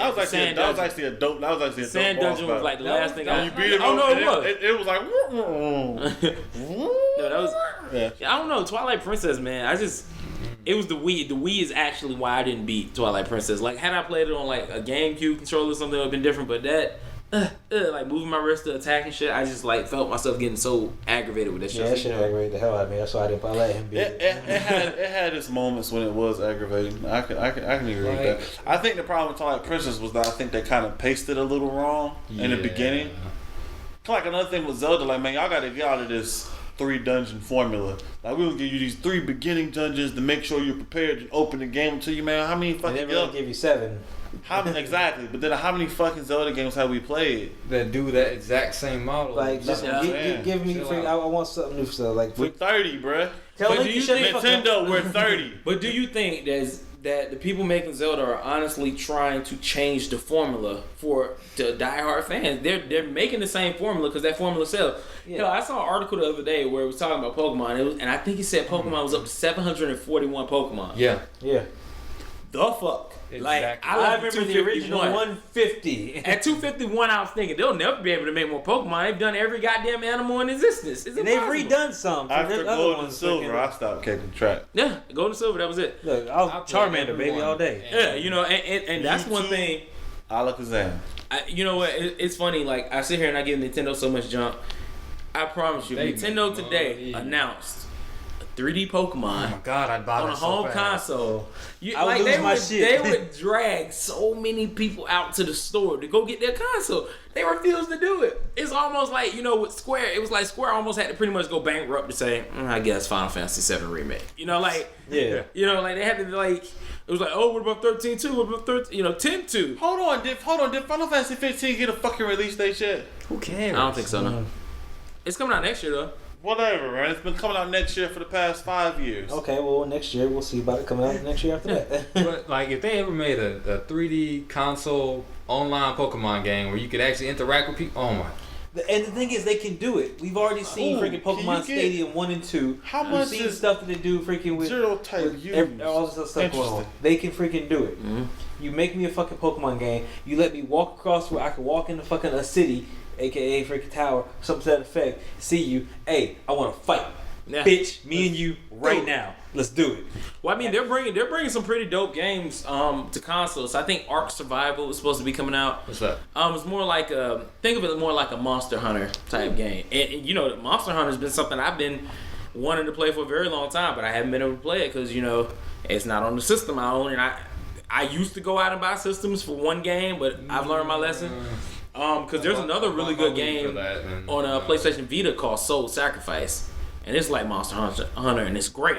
Problem is, it's Vita, and I don't always want to be on my Vita, you know. So I mean, I would love to see some more experiences like that, but I think with games like No Man's Sky, Ark Survival, you know, just like a lot of games we're starting to see in development, I feel like we're gonna start finally seeing some next gen ideas more so than, you know, next gen graphics. So that's what I would definitely excited like we were for. talking earlier about Splatoon. Yeah. That's a great idea. Yeah. Like I would go play that, but I'm not gonna buy a Wii U to play it. Exactly. You don't have to. Freaking, I got one sitting in the living room. I mean, I know, but Still. I mean, well, let's talk about that for a second. With kids' games and stuff like that. You know, I got a 9-year-old and stuff like that, about to be 10 next month and stuff like that. So he's playing a lot of these games and stuff like that. Like, I know he's excited about Lego, Marvel Avengers stuff's coming out. I'm gonna play that with him, of course, because the Lego fact that games are the Lego shit. made the best Marvel game to date, freaking is cannot already freaking believe ridiculous that. and stuff like that. So hard. But that's what they do. You got Skylanders, you got Disney Infinity 3.0.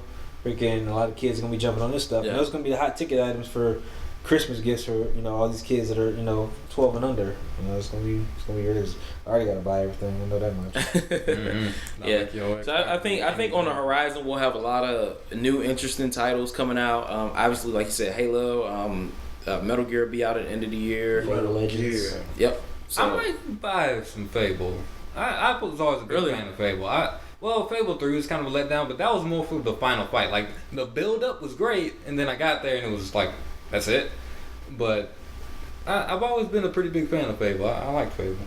yeah, I mean, I'm just happy to finally see some new, you know, avenues like kind of being open. Me personally, I'm actually a big RPG fan, but I haven't played an actual RPG. Last RPG I long played was time. Ni no Kuni on PlayStation 3, and I think that was like maybe 2 years ago. I think The next one Witcher coming out 3, is man. Tales You of need to try it Zestiria. out. It's coming out. Eh, I don't know what it is about. I don't know what it is about Witcher and Skyrim and games like that. Like I look at them and I just don't get excited. Like Fallout. Well, I don't get excited for Fallout either, but The Witcher is Zelda and Mass Effect put together. I'm waiting for another Mass Effect. My God, I'm waiting for another Mass Effect. I think I played another They talked Mass about Effect it. by now. Freaking, I'm waiting for N7 Day. I think they may freaking tease me with something. I don't freaking know, but if they drop another Mass Effect, I'm be honest, I'm gonna lose my shit. Okay? Because the first 3 were freaking awesome to me. I didn't give a fuck Which about was the it. best one? 2. Alright, I hear y'all. I actually never played Mass Effect because I had a friend that hated 2 so bad that he stopped me from playing it. Get out of this podcast. Alright, You well, talking whatever. about- Fuck this yeah, podcast. like, and dude, really. Mass Effect 2 was so good. I played the demo. It was like, okay, all right, let me go play through and beat Mass Effect 1 just so I can come back to play Matter of Mass fact, you Effect can 2. play it on your PS4 with the PlayStation Now for like $5 for like. Well, so here's why I didn't play it, right? One, originally when PlayStation 3 was getting Mass Effect, we missed out on the first Mass Effect, and there was no way for us to get it. Well, everybody missed out on it at first, yeah. Yeah, so it was like, all right, well, I don't really want to jump into a sequel without having played the first game. Okay, but then they released the collection with all 3 of them. That was late. That was much later. Well, no, what Much they later. did though when they released it, they released the Genesis, which was the interactive comic, which explained what happened in Mass Effect 1 and allowed you to make some of the key decisions from Mass Effect 1. Oh, the influence. So, that was dope. To influence freaking 2, so that way you could play 2 with some of the major changes. The only thing that's different is you would, like I said, you could still do like the love interest and all that kind of stuff, or choose, you know, who dies, who goes, whatever. And then when you go into 2, all that stuff would already be kind of set up for you. You still miss out on some of the little stuff like messing with Conrad, Werner, and a few other random, you know, NPCs and stuff like that, but you still get the majority of the same story. Well, the one thing that was explained to me, and it's honestly the reason I never even tried to. Apparently, in Mass Effect 1, there's a gun mechanic where you never needed bullets. You never ran out of bullets. Oh, yeah. Actually, Oh yeah, and the 2. M7 was it? Yeah, I thought and- it was like the whole thing. Well, apparently, Just, like, Yeah, all of yeah. and I don't know, so correct me if I'm wrong, but apparently they explained this whole system and how it works and why you never run out of bullets. And on 2, they essentially went back and was like, yeah, you need bullets. Yeah, they made so you all can right, bullets. so what I mean, happened? but that wasn't like that's not game breaking. Like it Alright, kind of just is what it is. The so- gun's overheated. Okay, we got bullets now. Basically, And I wrote the soldier class too. Like I ain't want no special abilities. I was just gunning everybody down. Yeah. So basically, how it worked was their guns were like the plasma cannons from Halo, where you would fire the gun. I'm not even sure you played Halo. Either way it goes, you would fire the gun, and eventually they would overheat if you did continuous fire. You took your time, wouldn't overheat. In Mass Effect 2, they decided to implement ammunition. Like they even gave like the whole explanation was that they were tired of their guns overheating, so they decided to make ammo clips that you could disperse and get rid of because all the damage was basically like heat based. All the bullets were Oh, okay. you were firing out. So they actually got rid of unlimited ammo to get Ammo. more ammo because they were tired of the overheating. I mean, I guess. For all That we know, was- it people was put complained in about the it and they story. fixed it so that people couldn't complain no more. Okay. Yeah, but that gun came back in 3. I did. Yeah, freaking if you go through some of the stuff in 3, you can find that gun and still use it. It'll still let you use it in 3.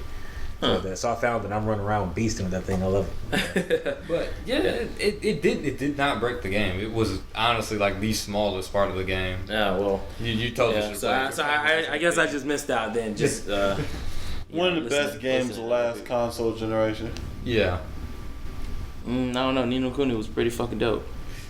I said one of the best games. I didn't say the best. Marvel vs. Capcom was pretty dope until they broke it. One of the best games. One of your best games. One of the best games, period. I feel like I played all the best games. I played all the Uncharted. I played. I have not played an Uncharted yet. You ain't Wow. missing nothing. I didn't think Uncharted 2 is the best one. Man. I ain't done nothing with it since. Yeah, always the case. I'm not gonna say nothing. I ain't gonna comment on that. Yeah. 3 was good. It wasn't as good as 2, but that's because 2 had a better build up. That's all. A better what? Build up. Oh, like the storyline and stuff like that? Just the set pieces were better in 2, but I mean, 3 has some really impressive like achievements, and 4 looks really good too. So, yeah, it is what it is. But all right, well, I guess that's gonna go ahead and wrap it up. Bad. Yeah, I know. It's a pretty long podcast, and obviously, like we said at the beginning, there's going to be a little bit of restructuring to try to cut it down a bit. But I'm glad we were able to kind of sit here and elaborate on, some of our thoughts, and had a pretty long section for Destiny. But hopefully, you guys enjoyed it. So I'm King DX, once again, co-host of Show 60, joined by our special guest, Unruly Chaos and Ghost of Midian. Thank you guys once again for coming out. Shout about them often. Very, very glad to have you guys out. And yeah, we would love to have you guys back for a more future podcast. Maybe we can actually name some clan members that suck, and Maybe one. All of them? there's only one, and Matt's aware of how bad he is. I'm kidding, Matt. We love you. Matt is So yeah, guys, it's first 3 signing off, and we'll see you guys next time. Peace out. Deuces. later.